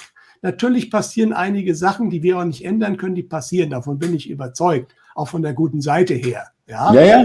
Aber wir selbst, also wir müssen was machen. Also jetzt bilden sich genau diese neuen Strukturen, die später die neue Welt erzeugen. Die bilden sich jetzt und da sind wir alle gefragt und beteiligt. Ja, Richtig, richtig. Ich glaube, dass für einige für uns auch noch gewisse Rollen klingt das wieder so nach Schauspielerei, aber gewisse Aufgaben auf den einen oder natürlich, es anderen wird noch viele warten. Aufgaben geben. Ja, Mhm. einmal für die vielen, die im Endeffekt dann doch noch aufwachen. Die brauchen Mhm. Menschen, die sie auffangen, die ihnen das erklären, die ihnen auch erklären, dass die Welt nicht zusammenbricht und untergeht, ja. Es wird, das habe ich auch schon lange gesagt, das muss noch nicht dieses Jahr sein, das kann nächstes Jahr sein, in 3 Jahren sein, es ist nicht in 10 Jahren. Irgendwann wird man auch in vielen Führungspositionen, in Politik, in Wirtschaft, in anderen Bereichen, völlig neue Gesichter brauchen, die mit dem Alten nichts zu tun haben, weil jeder, der mit dem Alten verstrickt war, der wird im besten Fall kein Fuß mehr auf den Boden kommen, im schlimmeren Fall passieren dir noch ganz andere Sachen. Ja? Richtig. Aber da wird es viele neue, unverbrauchte Leute brauchen, völlig klar. Ja. Volksparlament, das ist ja genau das. Und da sollen ja eben Leute, die schon mal in der Politik waren, eben keine Rolle mehr spielen oder die jetzt Genau. auf die Idee kommen, Parteien zu gründen. Es sprießen ja gerade Parteien wie die Pilzchen überall heraus, ja. Äh, Aber das alte Parteiendemokratiesystem ist tot. Das wird gerade versenkt. Das ist völlig klar. Das wollte auch der tiefe Staat will das versenken. Der hat ja was anderes vor. Aber das ja, wird auch in einer neuen Welt keine Zukunft mehr haben, weil es mit der Zeit immer korrumpiert. Das kann man richtig. in eigentlich allen Ländern sehen. Und da muss was anderes bei. Wie gesagt, was das genau ist, das wird sich zeigen. Ähm, das Ich wird sich, denke, denke ich, auch entwickeln. Ja, Ich denke, wie ich zuvor gesagt habe, das wird für jedes Land eigene Voraussetzungen geben. Ja. Für Deutschland orte ich da oder höre ich da immer wieder gerne so eine Verfassungslage, wie sie im Kaiserreich war. Also man will jetzt nicht die Monarchie zurück, aber man will diese Gesetzeslage wieder haben. Ein Teil in Österreich orte ich da eher so eine Art Volksparlament eben, wo die Leute aber auch direkt dann wieder abwählbar sind, ja, also wirklich von unten nach oben geschichtet, also das pyramidale System genau vertikal nach unten. So wird's laufen und so wird der Paradigmenwechsel auch vonstatten gehen, aber wir werden halt noch Zeit benötigen und da bin ich vollkommen bei dir, das ist bei vielen die Ungeduld vorhanden. Ähm, Ich bin da halt nicht so ungeduldig, weil ich meine, ich bin so wie zuvor angesprochen, wir beide gehören schon zu den älteren Hasen, ja. Also die paar 2 Jahre oder 3 Jahre, auf die kommt es uns jetzt auch nicht mehr an, ja. Aber ich sage mal, bis 2025, das ist so, wenn ich mich schon mit so einem Datum herauswage, wenn wir es bis dahin nicht geschafft haben, dann wird es vielleicht wirklich noch unnötig steinig werden. hm. Aber langfristig wird das nicht aufzuhalten sein. Nein, nein. Also was auch ganz klar ist, und das ist, glaube ich, vielen auch noch nicht wirklich klar, was aber, sagen wir mal, aus unterschiedlichen Quellen, aus der geistigen Welt, aber auch aus verschiedensten Bereichen kommt, was hier gerade passiert, ist viel größer und viel umfangreicher, als die meisten Menschen das sich auch noch vorstellen können. Es geht eben nicht nur darum, neues politisches System, neues Finanzsystem, sondern die Menschheit schlägt einen völlig neuen Weg ein. Und wenn man die Sachen richtig, wenn man hört, was das ist, ein Experiment, das es in diesem Umfang, in dieser Art im gesamten Universum seit seiner Existenz so noch nicht gegeben hat. Da hat man mal, kann man jetzt dran glauben oder nicht, aber das ist die Botschaft. Also man haut jetzt wirklich eine komplette Gesellschaft, einen kompletten Planeten innerhalb einer verhältnismäßig sehr kurzen Zeit in eine völlig neue Richtung, eine bessere. Ja? Mhm. Und zwar Mhm. während die Leute auf dem Planeten sind. Das ist wohl das Neue. Also es gab es ja schon öfter, sozusagen Großkatastrophe, ganz wenige überleben nur und dann geht alles von Null auf los und dann dauert es wieder ein paar tausend Jahre. Das soll diesmal anders laufen. Ja? Aber dass das natürlich nicht in 3 Wochen läuft, das ist auch klar. Und ich habe jetzt, das ist ein schöner Trost, den ich immer den Menschen jetzt auch geschrieben habe. Und die Hopi-Indianer haben das vor 10 Jahren schon gesagt. Letztes Jahr hat der White Eagle von den Hopi das auch nochmal erklärt. Vor 10 Jahren klang das noch ziemlich abstrakt. Jetzt ist es genau so, da ist ein reißender Fluss und wir sind da alle drin und das passt absolut. Aber die Leute, die sich am Ufer festhalten wollen, die werden sehr leiden. Und die haben gesagt, geht in die Mitte des Flusses, ihr müsst versuchen, den Kopf über Wasser zu halten und das muss jeder tun. Ja, also man muss schon auch was tun, um den Kopf über Wasser zu halten. Und dann muss man aber feiern mit jedem, der in dem Fluss ist, weil der Fluss hat sein Ziel. Und dieses Ziel ist ein gutes. Und das kommt auch irgendwann. Und nur wenn man halt versucht, jetzt an irgendwelchen alten Sachen festzuhalten, das wird immer schmerzhaft sein, das wird nicht funktionieren, weil der Fluss zu reißend ist. Ja. Vollkommen, das ist ein wunderschönes Bild, was du da jetzt gezeichnet hast. Genau. Ja, dann würde ich sagen, kommen wir mal kurz in die USA, dass seine Hunde ihn ja beißen, ja. Ich meine, das ist ja, seine beiden Schäferhunde.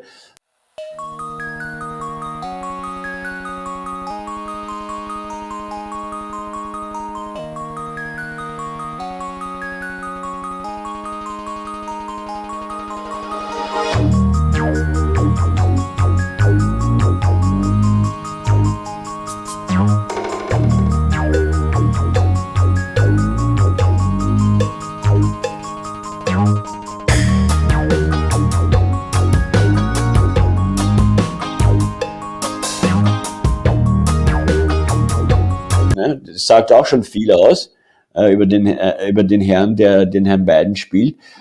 Und diese George Floyd Posse, dieses Gerichtsverfahren ist ja auch eine wunderbare Show wieder mal. Wie beurteilst du das denn? Naja gut, also wie du schon sagst, eine Show, aber interessant ist, dass doch ein paar Sachen da schon hervorkommen. Also wer es wissen will, der kann wissen, dass das Ganze nicht so gelaufen ist, wie uns das immer dargestellt wurde. Ja, auch über BLM kommt ja immer mehr raus. Die Chefin von BLM, die hat sich ja auch eine schicke Villa irgendwo für Millionen gekauft, ne? In einem Gebiet, wo nur die guten Leute wohnen. Aber das ist ja auch bekannt gewesen, dass diese Organisation erstmal gar nichts mit den Schwarzen zu tun hat. Das ist eine gesponserte Linksorganisation, die genutzt hat, um im Endeffekt ihre politischen Ziele, die ihr vorgegeben wurden, da mit Krawall durchzubringen. Aber es kommt auch viel raus momentan. Ne? Der Punkt ist halt, in den USA ist man da, glaube ich, weiter, weil einfach in den USA Fox News ist nicht völlig frei, aber da gibt es noch so ein paar wie Hannity und so weiter, die dann doch viel auch bringen. Da kriegen das die Leute mit, Newsweek, dann aber auch eben Breitbart oder Infowars. Das sind auch nicht völlig, sagen wir mal, saubere Plattformen, aber da kommt schon viel alternative Information, die von Millionen Menschen gesehen werden. Deswegen kommt da sowas viel mehr raus noch als hier, während hier die Leute immer sagen, das müsste doch rauskommen. Da sage ich auch mal, es kommt raus. Aber was heißt rauskommen? Muss es in der Tagesschau kommen? Ja, ne? Also das geht halt nicht. Ne? Das ist hier natürlich noch ein bisschen schwieriger, weil hier die alternativen Medien noch nicht ganz so stark sind wie in den USA. Aber auch hier tut sich was. Ja? Und man sieht schon, wie überall momentan der Lack abbröckelt an verschiedenen Stellen. Und deswegen, also es ist nicht hoffnungslos, überhaupt nicht. Man kann sich die Punkte anschauen, wo man schon erkennen kann, dass da Sachen laufen, die nicht sein können. Also sprich, dass das eine Show ist. Ne? Ganz bezeichnend finde ich ja, und den möchte ich schon kurz erwähnen, diesen Anwalt Linwood, ja, der mit einer Brandrede einerseits einmal für QAnon Lanze gebrochen hat. The Q. Here you go, Newsweek. Watch this one. There you go.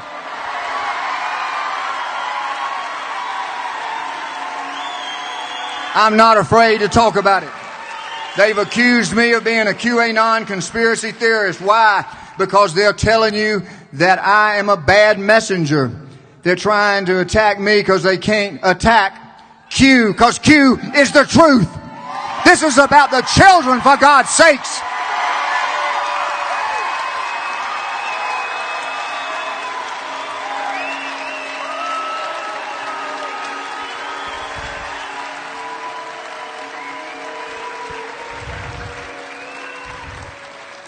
Send this videotape. Send it to Hollywood.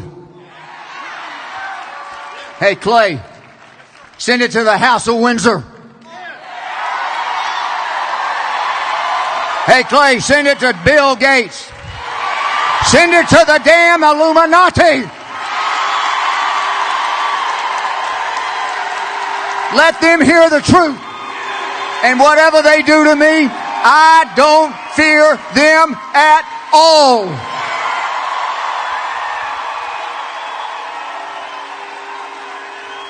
Send it to the Vatican.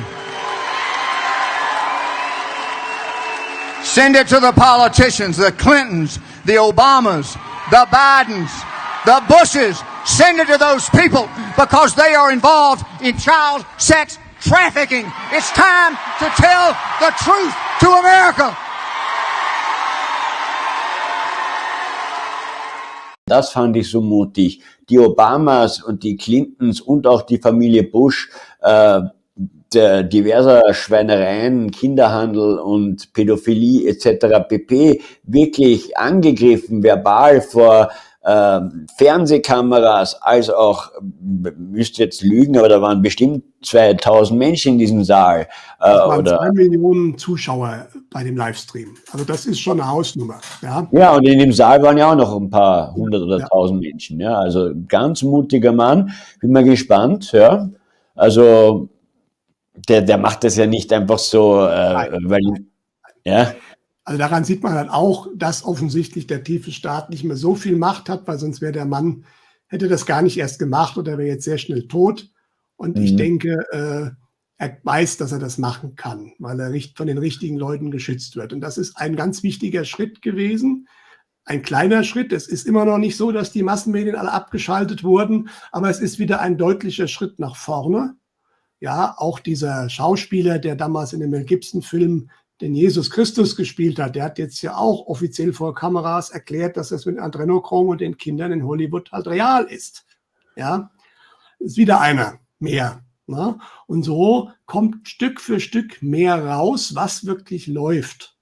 Ja, und das muss wahrscheinlich auch stückweise kommen einfach. Ja, weil diese Idee, die uns natürlich gefallen wird, und ich habe es geträumt, dass es so ist, muss ich ganz klar sagen. War ein toller Traum. Leider bin ich nicht derjenige, der jetzt nachweislich prophetische Träume hat, die eintreffen. Aber ich habe es geträumt, wie im Fernsehen auf einmal die Wahrheit verkündet wird und wie ich im Traum gefeiert habe. Ich habe es geträumt. Ne? I have a dream. Aber das ist natürlich, wie gesagt, auf dieses Event zu warten. Vielleicht kommt es irgendwann. Aber das ist natürlich gefährlich, da diese speziellen Erwartungen immer dann und das persönliche Wohl und Wehe an so eine Erwartung zu knüpfen. Genau. Weil wir wissen viel zu wenig, was vielleicht auch vorher alles passieren muss. Wir wissen ja praktisch nichts, was im Hintergrund wirklich läuft. So ein paar Ideen haben wir, es gibt ein paar Insider, die dir was sagen, aber da ist wahrscheinlich noch viel mehr hinten dran. Es gibt definitiv außerirdische Gruppen, die da auch noch ihre Finger im Spiel haben. Andersdimensionale Gruppen und. Ja, da gibt es so viele Komponenten. Deswegen, das kann man auch von unserer Situation momentan nicht wirklich klar sagen, was passiert und wann was passiert. Ja. Aber genau das ist ja der Punkt, ja. Du hast es jetzt angesprochen, die Außerirdischen. Und wenn wir jetzt die 13 satanischen Blutlinien hernehmen, das sind doch diese ganzen Königshäuser. Und wenn man sich diesen Theologen, den Walter White anhört, der ja sowohl in Englisch als auch Deutsch hervorragende Vorträge hält, wo er nachweist, dass sämtliche US-Präsidenten seit George Washington mit britischen Königen immer verwandt waren. Ich glaube, Kennedy war einer der wenigen, oder auch, aber zumindest der überwiegende. Der war eine andere Linie, ja. Aber sonst waren sie alle irgendwie verwandt. Alle, auch Obama als Kenianer ist verwandt mit dem britischen Königshaus. Natürlich über 17 Ecken. Jetzt kann man sagen, ja, gut, ja, Peter und ich sind vielleicht auch Cousins 27. Grades, ja, okay, aber nee. War George Bush Jr. gerade Präsident geworden und so hatten sie auf der einen Wand seine Genealogie da auseinandergelegt. Und da ist sie und wo sie alle herkommen und wer mit ihm verwandt ist und das kommt alles von der Howland-Familie, das ist eine Familie und das kann ja nicht wahr sein. Wer ist denn hier alles Mitglied dieser Familie? Joseph Earl, Joseph Smith, das ist der Gründer der Mormonenbewegung. Und die Mormonen haben die gleichen Armdrücke, die gleichen Geheimnisse wie die Freimaurer und. Naja, so nebenbei immer hell seine Frau. Ach, nein, das kann doch nicht wahr sein. Winston Churchill, das ist der Premier von England gewesen, der ist von der gleichen Familie. Und dann Präsident Roosevelt ist von der gleichen Familie und Richard Nixon ist von der gleichen Familie und Gerald Ford ist von der gleichen Familie und George Bush Senior und George Bush Junior sind alle von der gleichen Familie. Das ist ein Mega-Zufall. Die sind also alle verwandt. Sind sie vielleicht Prinzen? Ist es möglich? Ist es möglich? Hier sind die Werke von Burke's Peerage und Baronetage und Burke's Landed Gentry. Das sind die offiziellen Genealogieschriften in der Welt, die aufzeichnen, wer gehört zu königlichen Familien. Das ist nicht irgendwo ein Blatt, wo einer denkt, der kann hier rumspielen. Das ist offiziell. Und was sagen diese Leute? Die studieren die Genealogie und Stammbäume von wichtigen Persönlichkeiten und Aristokraten, Bibel so genannt. Das ist die Bibel der Aristokratie der Welt.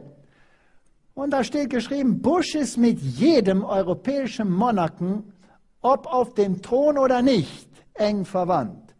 Heißt das, die anderen Präsidenten sind dann auch verwandt, ja oder nein?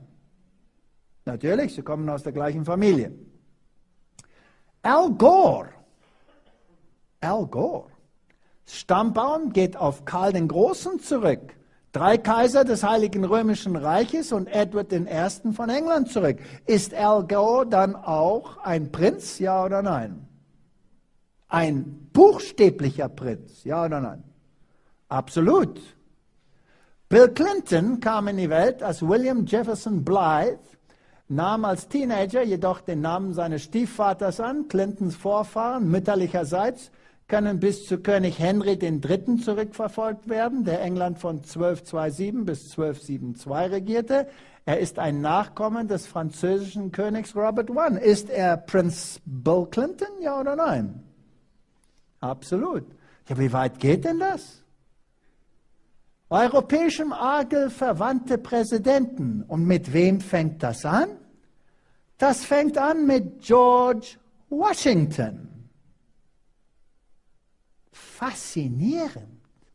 George Washington war der erste Präsident, der den Eckstein legte vom Kapitolgebäude. Und wie hat er den gelegt? Freimaurerisch. Mit Freimaureranzug. Eine Geheimorganisation. Jetzt, das ist nicht Verschwörung, sondern rein Geschichte. Und auf diesem Stein sind die Freimaurer Merkmale. Und seit diesem Präsidenten, merkwürdigerweise, war jeder Präsident königlicher Abstammung. Und hier sind die Verwandtschaften. George Washington, Nachkommen Edwards III. Von England. Thomas Jefferson, Edward III. James Madison, Edward I. John Quincy, Edward III. William Heinrich Harrison und so gehen wir durch. William Taft, Nachkomme von Edward I. Waring Harding, Edeltraud von England, Calvin Coolidge, Hoover, Roosevelt, Ford, Bush. Was von den Modernen? Wie steht's denn da? Was, wenn dieser Mann Präsident geworden wäre? Er hatte ja eine Chance. Sein Name war Kane. Burke's Peerage London, jede Präsidentenwahl in Amerika seit George Washington im Jahre 1789 bis zu Bill Clinton ist von den Kandidaten mit den meisten britischen oder französischen königlichen Genen gewonnen worden. So nebenbei, das englische Königshaus hat das deutsches Blut in sich, ja oder nein?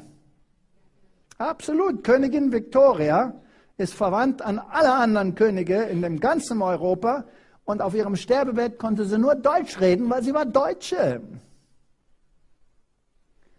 Von den 42 Präsidenten bis Clinton waren 33 mit 2 Personen an der Wand. Alfred der Große, König von England, und Karl der Große.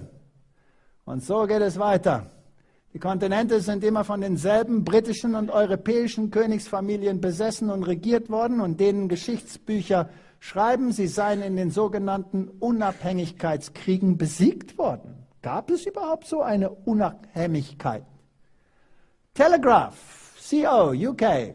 Jetzt. McCain und Obama haben gleichen königlichen Stammbaum. Bitte. Ist doch ein schwarzer Präsident.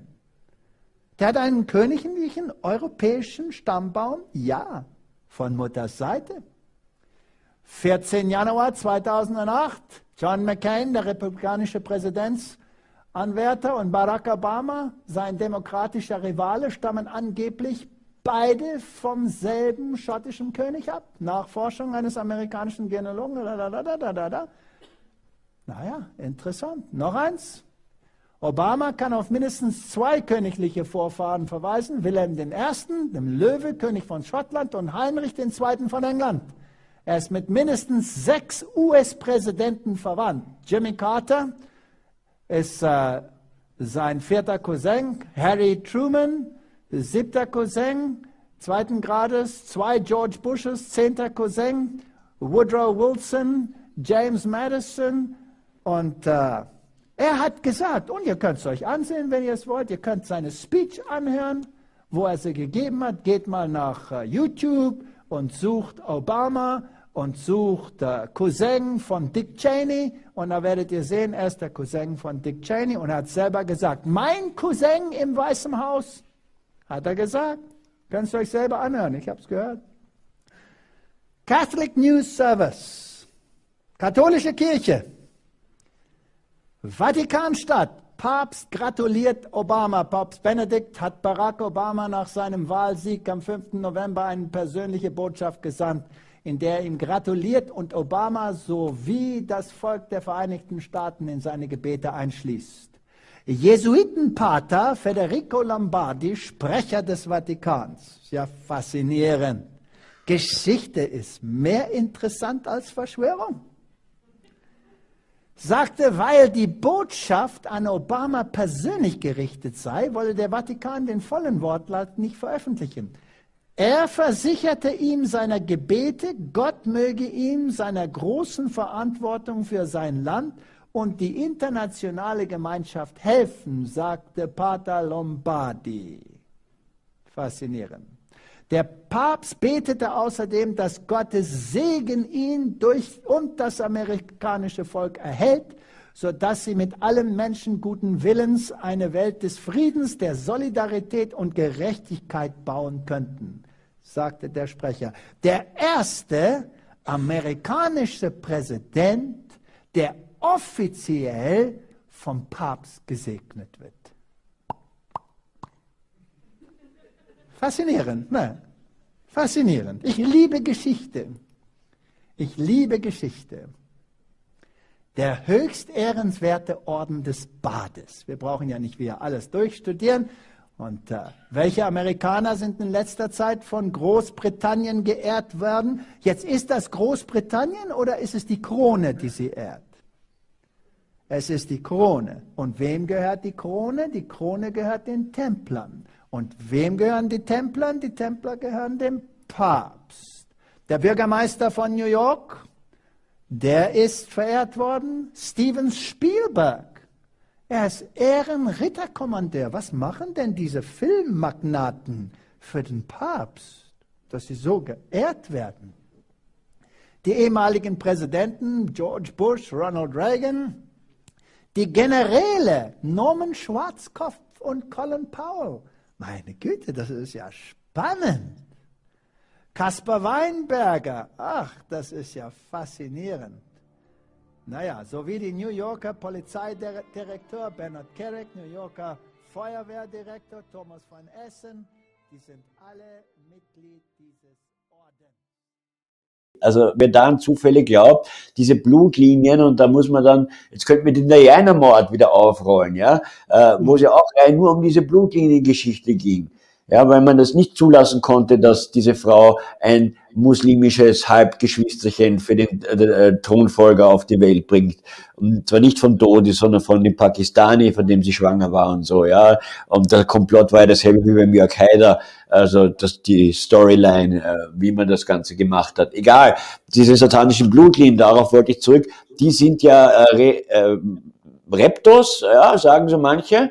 Und wenn man jetzt mit dem kommt, da ist man dann gleich, ja bitte, ruft's bitte die Klapse, Herr Denk, Herr Mitters, Ehrenhaus, sofort. Ja, die glauben an Reptos, aber es gibt so viele mittlerweile Evidence. Auch die Diana sagte ja, sie hat angeblich gesehen, ist sie mal in ein Zimmer gegangen in Buckingham Palace und da war die Queen noch beim Shapeshiften. Ja, er hat gesagt, es sind Echsen. Ja, und Ja, also, aber wie gesagt, interessant ist aber schon, das Königshaus ist natürlich momentan auch in einem Fokus, natürlich, weil der Prinz Philipp, wobei der meiner Ansicht nach nie und nimmer am 9. April mit 99 Jahren gestorben ist. Ich meine auch 3 Wochen vorher schon die Nachricht gehört zu haben. Da habe ich mir dann auch gedacht, aha, ist es jetzt auch soweit? Und dann kam aber nichts mehr und genau an dem Tag. Aber sei es drum, diese Beerdigung war interessant, weil keine Uniform, das hat man jetzt natürlich erklärt mit dem Prinzen und was nicht alles, aber auch die rote Castle-Flagge war nur da und nicht der Union Jack. Das ist die Flagge von Gibraltar. Also das Königshaus, da sieht man auch die Tatsache, dass der Prinz Harry da jetzt einfach ausgeschert ist aus dieser Familie. Das ging früher gar nicht. Ja. Also da passiert relativ viel, wo man sieht, da ist auch nichts mehr normal. Und ich denke, ein wichtiger Schritt wird sein, wenn die Queen in der einen oder anderen Form dann vielleicht auch betroffen ist. Entweder, dass sie abdankt oder dass sie auch stirbt. Das wird ein wichtiges Signal sein, ja, weil diese Sippschaft ist halt wirklich ein ganz wichtiger Faktor, sichtbarer Faktor, Machtfaktor. Und von daher, da sieht man auch schon, da tut sich schon einiges. Muss man halt auch abwarten, aber es ist im Endeffekt nicht so, dass da alles ganz normal laufen würde. Das krasse Gegenteil sieht man. Ne? absolut. Ja, wenn wir schon jetzt bei Reptos und so kurz waren, dann lass uns gleich mal weiterschweifen. Neues aus dem Weltraum, unsere beliebte Rubrik.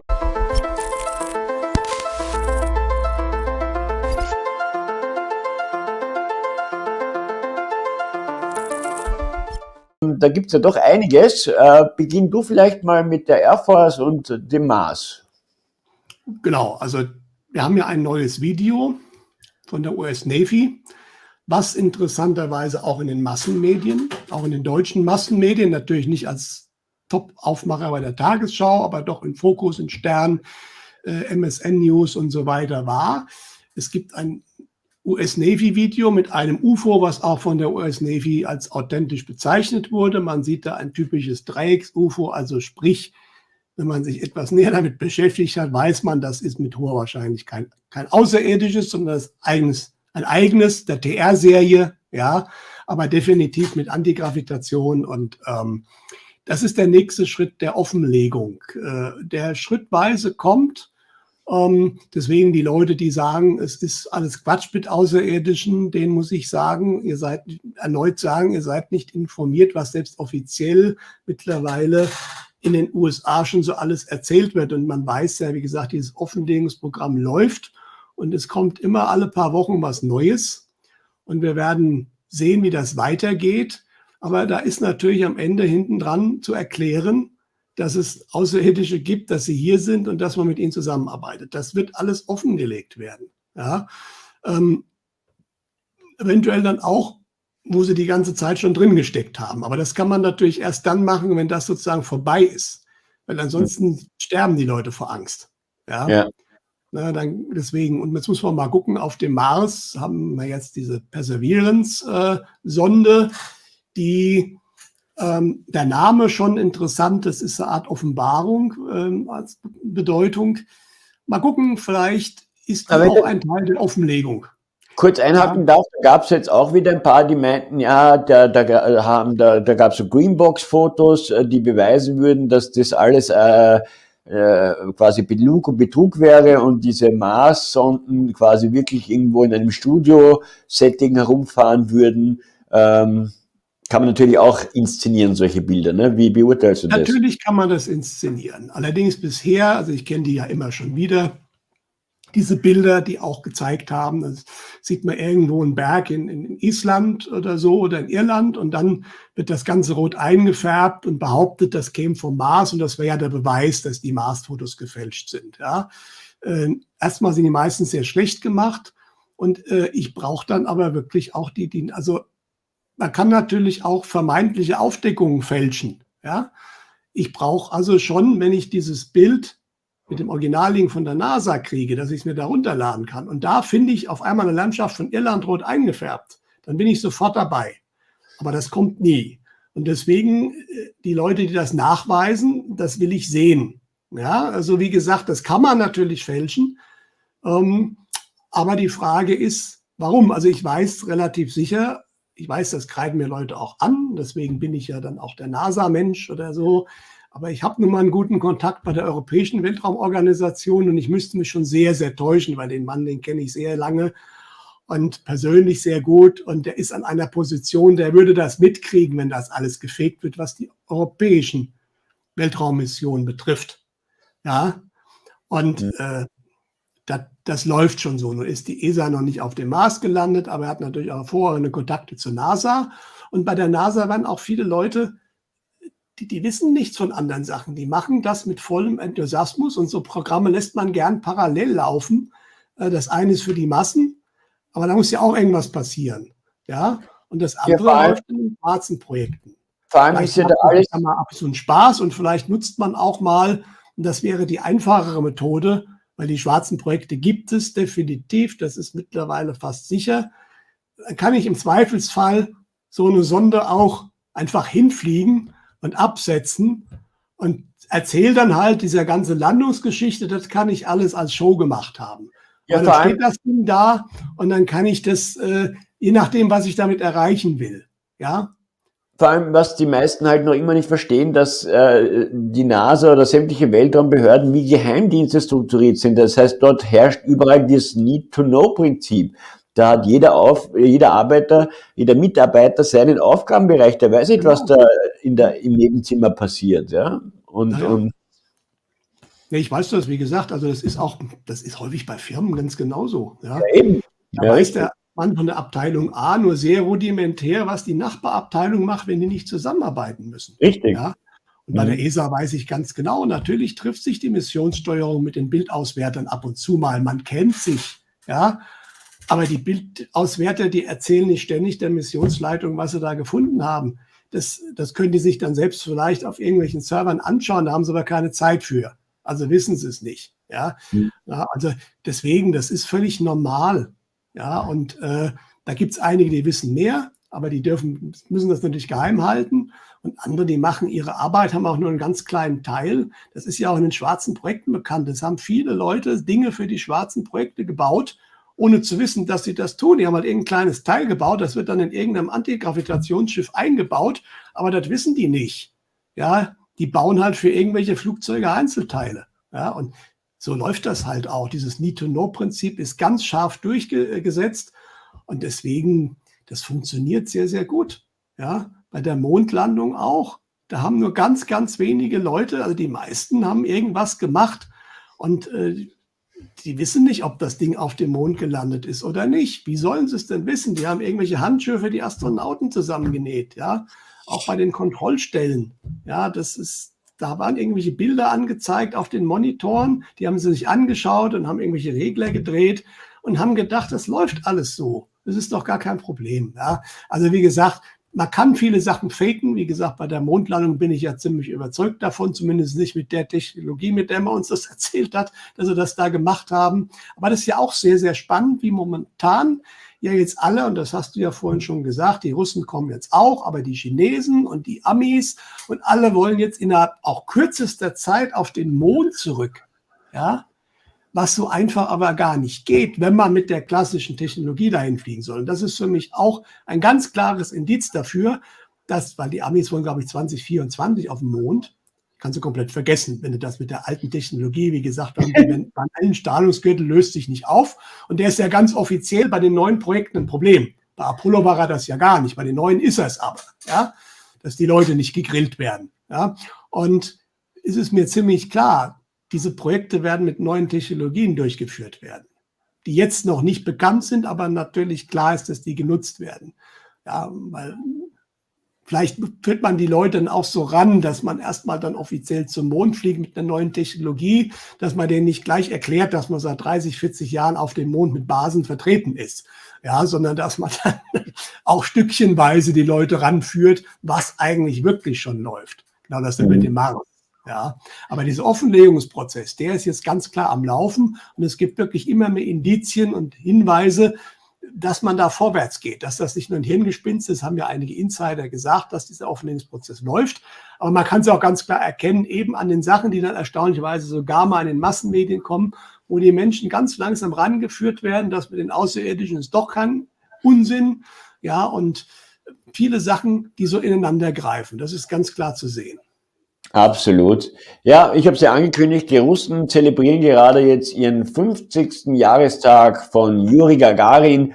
Dass das natürlich auch eine Hoax-Nummer war, dass der Mann nie der erste bemannte Raumflieger war, das wissen wir. Das ist auch immer der Grund, warum dann, wenn Schlafschafe argumentieren ja immer, ja, wenn die Amerikaner niemals am Mond gewesen wären, dann hätten doch die Russen was gesagt. Na, natürlich haben sie nichts gesagt, weil sie ja mit Gagarin selbst gefaked haben. Gagarin war ein Schönling, der eigentlich nur ein guter Fallschirmspringer war, ein mäßiger Pilot mit wenigen Flugstunden, der noch zu spät auf seine Kassettenrekorder gedrückt hat. Also ich bin jetzt über Amerika und in Wahrheit war er eigentlich schon irgendwo am Atlantik. Und Amateurfunker aus Italien haben das ja alles auch schon debunked. Aber natürlich muss man aus Propagandagründen das hochhalten, genauso wie es die Amerikaner halt auch mit ihrer Apollo-Geschichte machen. Das ist part of the game und jetzt feiern die Russen halt ihren Gagarin ab, der ja dann auch auf ganz zweifelhafte Weise ums Leben gebracht wurde, weil er ja eine tickende Zeitbombe wurde, ja, als Alkoholiker und ein bisschen, ja, da ranken sich einige Mythen. Also ich glaube, dass dieser Flugzeugabsturz nicht ganz sauber gelaufen ist. Ja. Ich glaube, man hat noch nie eine Leiche gefunden, so richtig, wenn ich mich jetzt nicht täusche. Ja, also der Gerd Wisniewski hat ja da sehr viel dazu geschrieben. Sein Buch Lügen im Weltraum, das ist schon ziemlich überzeugend. Die Russen haben viele Leichen im Weltraum. Also selbst wenn Gagarin hochgeflogen wäre, wäre er bei weitem nicht der Erste gewesen. Es waren nur viele andere, die nicht mehr zurückgekommen sind. Aber es ist natürlich, die haben beide Leichen im Keller. Und man muss ja immer verstehen, auch dieser ganze Konflikt Russland gegen USA war im Endeffekt eine gesteuerte Show. Viele, die da beteiligt waren, wussten das nicht. Die haben da wirklich mit vollem Enthusiasmus mitgespielt, ja, bei dem Kalten Krieg und auch bei den Geheimdiensten. Aber oben drüber, das ist bekannt geworden, schon vor langer Zeit. Man hat sich immer wieder unter dem Arktiseis auch getroffen, persönlich, und hat gewisse Sachen abgesprochen. Also aber man hat ja auch in den schwarzen Projekten schon sehr, sehr früh gemeinsame Weltraummissionen gemacht. Die wirklichen Weltraummissionen zu Mars und so weiter. Deswegen, das ist eine Riesenshow und natürlich Gagarin und Apollo und diese ganzen Geschichten, das war die Show für die Massen. Ein paar Sachen hat man wirklich gemacht, ein paar Sachen hat man halt einfach als Show erstmal rübergebracht. Meistens die Sachen, die neu waren, die gefährlich waren. Irgendwann hat man es dann im Griff gekriegt, dann hat man wirklich Leute hochgeschickt. Aber wie gesagt, auf dem Mond war mit der klassischen Technologie, wohlgemerkt mit der klassischen Technologie meiner Ansicht nach nie einer. Allerdings auf dem Mond waren schon sehr, sehr viele, allerdings mit anderen Technologien. Ja, absolut, ja. Und jetzt hat ja Russland auch verkündet, sie wollen ja, wie ich es angesagt habe, jetzt auch zum Mond und zum Mars, also auch gleichziehen. Und wie du schon richtig angesprochen hast, werden sie das nicht mit Dampflok-Technologie machen, sondern auch die haben ihre Antigravitationstechnologie, die ja schon die Nationalsozialisten hatten. Und nicht nur Project Blue Book gab es damals, sondern eine andere Fraktion, die nicht Wernher von Braun sind ja nach Russland bekanntlich gegangen und da ist man wahrscheinlich nicht wesentlich hinten nach. Von daher alles eine Show, eine Inszenierung, sehr, sehr spannend. Die Offenlegung ist aber nicht nur, wenn man immer sagt, ja, warum ist das immer nur in den USA? Es ist nicht nur in den USA. Ein Nick Pope präsentiert uns seit Jahren die Fälle aus England. Die Schweizer haben ihre Aktenwürfe, die Franzosen, den Cometa Report, ja, der wurde dann so als Altherrenrunde dargestellt. Das wären ja also so pensionierte Generäle, die ja irgendwie schon Alzheimer hätten, ja, die da irgendwie von UFOs reden würden, ja. Und das Disclosure Project, das vergessen auch immer alle gerne, ja. Natürlich auch viele Akten, die ja freigegeben wurden. Und da Ja. muss ich auch sagen, man muss ja nicht mal mehr im Internet schauen. Wie gesagt, diese amerikanischen Dokumentationen, die auf N24 Doku und so weiter laufen, Ancient Aliens, das muss man sich einfach mal anschauen. Und da sind viele Sachen, die auch wirklich gut belegt sind und top aufbereitet wurden, eigentlich in der Dokumentationsqualität, wie man es kennt. Ja, es läuft sogar im deutschen Fernsehen. Es sind halt Sender, die die Leute nicht gucken. Ja, oder sagen wir mal in sehr geringem Maße gucken. Ne? Ja, Aber wir hatten ja schon den James Fox bei uns in der Sendung, der jetzt auch einen neuen Dokumentarfilm auf so einem Streamingdienst gerade veröffentlicht hat. Unbelievable, glaube ich, heißt er. Und auch der Stephen Greer hat gerade einen neuen Dokufilm draußen. Also das tut sich einiges. Kommen wir mal zum letzten Punkt, zum Ausblick jetzt bis zum Sommer. Was siehst du denn da für uns, Peter? Ja, also ich habe es ja geschrieben, also ich denke, dass bis zum Sommer der Status quo, wie wir ihn jetzt kennen, so nicht halten wird. Das heißt, wie gesagt, nicht unbedingt, dass gleich alles Friede, Freude, Eierkuchen ist. Wir müssen wirklich mal schauen, ob im Mai irgendwas passiert. Wir werden sehen, was die Lieferengpässe für Auswirkungen haben werden bei den Menschen. Wie gesagt, vielleicht wird uns auch eine militärische Überraschung ins Haus stehen.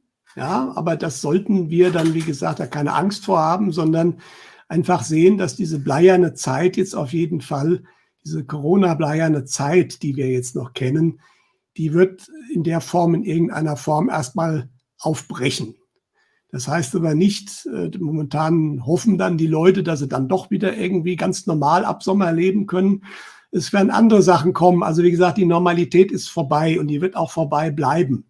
Das bestenfalls mal kurze Zeiten kann man vielleicht da noch eine Illusion von haben. Aber das ist auch, wie gesagt, gar nicht so schlimm, weil es soll ja in eine neue Richtung gehen. Ja? Und die spannende Frage ist, die der Egon Fischer jetzt auch noch mal ganz klar bekommen hat, was man von vielen hört, was wirklich spannend ist, diese Aufteilung, die wir jetzt sehen, die zwei Gruppen der Menschen, wie sich das wirklich ausprägen wird im ganz normalen Leben, im physischen Bereich. Das wird super spannend, weil das ist momentan so richtig nicht vorstellbar. Aber in irgendeiner Form wird es passieren. Und ich denke, das wird sich mehr und mehr zeigen, von Woche zu Woche, von Monat zu Monat, was dann politisch passiert in Deutschland und in den USA. Und das ist, denke ich, auch mehr eine Folge als eine Ursache. Ja? Und deswegen, ich kann jetzt nicht sagen, die Wahl findet nicht mehr statt im Herbst. Ja, es gibt einiges, das dafür spricht, dass das bis dahin nicht mehr hält, das ganze System.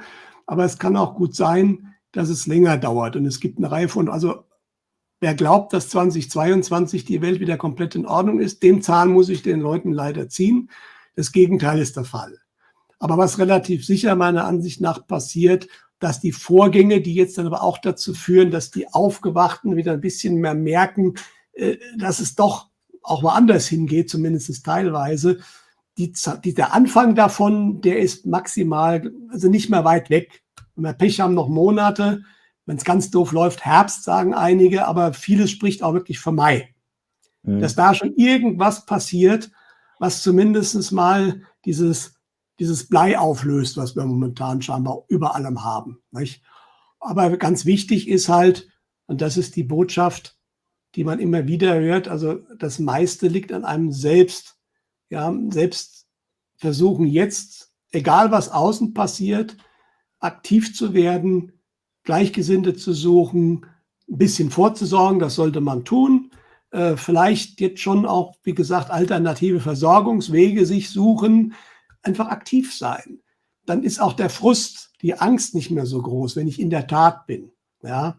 und nicht einfach wie ein großes Damoklesschwert diese Impfungsgeschichte. Und es sind ja primär Sachen, die momentan im Kopf noch stattfinden. Natürlich wird es überall angekündigt, was du alles nicht mehr darfst, wenn du nicht geimpft bist und was nicht alles. Aber das ist momentan primär Kopf. Es wird mit Angst gearbeitet.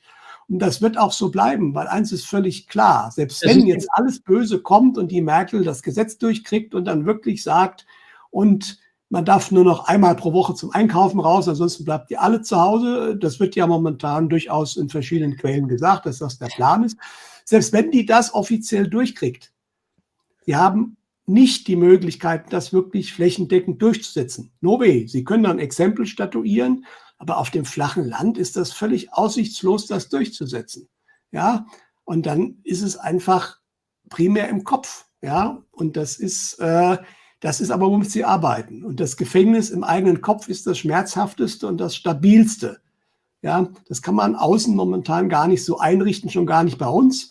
In den USA war das gefährlicher, da haben sie die ganzen Firma-Camps schon gebaut gehabt.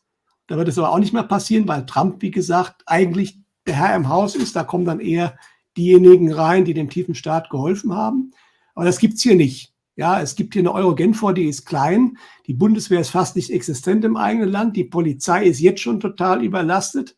Ja, und viele Polizisten, für die ist das auch, viele melden sich krank. Die haben ja auch einen riesen inneren Konflikt. Es gibt natürlich auch genug, das sind Söldner-Naturen, teilweise auch sehr junge Leute, die man einfach militärisch geformt hat in ihrer Ausbildung. Das muss man auch ganz klar sagen. Ja, diese trifft man häufig auf Demonstrationen dann. Ja, aber das sind natürlich auch keine Riesenmassen. Das merkt man jetzt schon, wir haben ja Demonstrationen auch in Deutschland. Also es ist nicht so, dass das eingeschlafen wäre. Wenn das irgendwo in einer Stadt ist, dann gibt es dann natürlich riesen Polizeiaufgebot. Aber wenn das in mehreren Städten gleichzeitig ist, dann hast du schon häufig den Effekt, dass die zurückweichen, weil du kannst nicht in jeder Stadt, wenn in 20 Städten gleichzeitig sowas ist, kann man nicht überall sich Hundertschaften hinschicken. Das reicht schon nicht mehr. Ja, und deswegen versuchen sie momentan diese Demonstration auch so über die Medien und über das Diskreditieren niederzumachen. Daran sieht man, das tut schon irgendwo weh. Ja, und deswegen, es gab ja mal, ich bin ja ein bisschen vorsichtig mit Erlmeyer und so weiter, weil viele Sachen auch nicht mehr so kommen werden, wie die ganz alten Prophezeien sind. Aber eins hat er gesagt, die machen Steuern aus oder sie werden Gesetze machen, an die sich keiner mehr halten wird. Und das passiert jetzt ja schon. Also auch bei den Corona-Verordnungen. Sie merken momentan, dass ihnen da auch schon ein bisschen die Fälle wegschwimmen. Deswegen versuchen sie jetzt ja auch mit noch immer mehr Strafen und noch härter da irgendwie was gegenzusetzen. Aber das Problem ist, wenn die öffentliche Meinung das nicht mehr ernst nimmt, dann haben sie verloren. Punkt. Ja, und das ist natürlich ein bisschen langwieriger Weg, aber das ist schon zu erkennen. Ne? Und deswegen nicht auf irgendwelche Zeiten achten. Wie gesagt, es wird einiges passieren. Was genau werden wir sehen. Aber selbst versuchen einfach, ob man jetzt schon in einer positiveren Zeit lebt, das hat man auch schon sehr stark selbst in der Hand, je nachdem, wo man sich dann halt ausrichtet. Ne? Peter, wunderschönes Schlusswort. Wir sind genau bei 2 Stunden. Das ist einer unserer längsten Denkanstöße geworden. Ich kann dem eigentlich nicht mehr viel hinzufügen. Du hast es schon angesprochen, Eigenverantwortung. Leute, bleibt, sofern ihr es nicht schon seid, in eurer Mitte und geht's noch mehr in die Eigenverantwortung. Kein Führerkult nachlaufen, macht eure eigenen Hausaufgaben, bleibt kritisch, aber wachsam und positiv, denn nur so wird's funktionieren und dann ist das Ding auch nicht mehr aufzuhalten. Ich bedanke mich, lieber Peter, wieder mal und wir sehen uns dann im Mai bei unserem Mai-Denkanstoß. Bitte holt euch den Infozeit Zeitprognosen oder auch den unbedingt abonnieren. Eins noch ganz kurz zur Klarstellung, weil ich habe jetzt immer mal auch Mails bekommen zu dem und dem Text Denkanstoß, den ich aber nie geschrieben habe. Es gibt in Facebook und auf Telegram jemand, der einen Denkanstoß schreibt täglich. Ich weiß, teilweise gar nicht schlecht, aber ich habe damit nichts zu tun. Also der Name Denk ist nicht von mir sozusagen geschützt. Den können auch andere nehmen. Denkanstoß ist ja natürlich auch ein griffiges Wort. Also wie gesagt, diese Texte haben mit mir erstmal nichts zu tun. Deswegen, wenn man da mir was schreibt wegen dieser Texte, bin ich der falsche Adressat. Aber der das verfasst, der unterschreibt ja auch nicht mit Peter, der hat ja einen anderen Namen irgendwie. Daran kann man es eigentlich auch schon erkennen. Ja. Denkanstoß war ja meine Idee, der Name. Aber ist ja wurscht. Passt Bietet einfach sich gut. ja auch an, wie gesagt. Aber es ist ja kein geschützter Begriff. Ne? Nein, Also, überhaupt nicht. nicht alles, wo Denkanstoß draufsteht, ist auch Denk drin. Genau. Aber trotzdem gute Gedanken in der Regel. In diesem Sinne, danke für euer Interesse. Wir sehen uns im Mai, beziehungsweise vielleicht am Freitag. Da habe ich dann den Traugott Ickarot. Und kommende Woche interviewe ich den Konstantin Haslauer, ein mutiger Österreicher, der gegen den Verfassungsschutz und gegen die Bundesrepublik Republik Österreich, gegen Kanzler Kurz Klagen eingereicht hat und damit auch vor das Europäische Gericht ziehen möchte. Das ist sein Ziel. Er wird ein Buch publizieren, Österreich und der tiefe Staat. Darüber werden wir sprechen in einem Face-to-Face per Videokamera aufgezeichneten Interview. Das kommende Woche und am Freitag gibt's Traugott Ickarot ab 19 Uhr live. Und der Peter und ich sehen uns natürlich wieder im Mai zum regulären Denkanstoß. In diesem Sinne alles Liebe, danke. Unterstützt unsere Arbeit, sofern sie euch was wert ist, im Rahmen whatsoever, und drückt mir die Daumen, vor allem für meinen rechtlichen Prozess am 6. Mai. Da wurde mir jetzt schon sehr geholfen. Danke, und dann werden wir das Ding schon schaukeln, denn es wäre schade, wenn der Peter mit mir dann aus dem Gefängnis einen Denkanstoß machen müsste. Ich glaube, das wäre nicht so cool, ne? Wollen wir nicht. In diesem Sinne, Bussi Baba, liebe Leute, danke, Peter, es war mir wieder mal ein Fest. Danke auch. Tschüss an alle, bis zum nächsten Mal. Bis zum nächsten Mal. Ciao. Bussi Baba.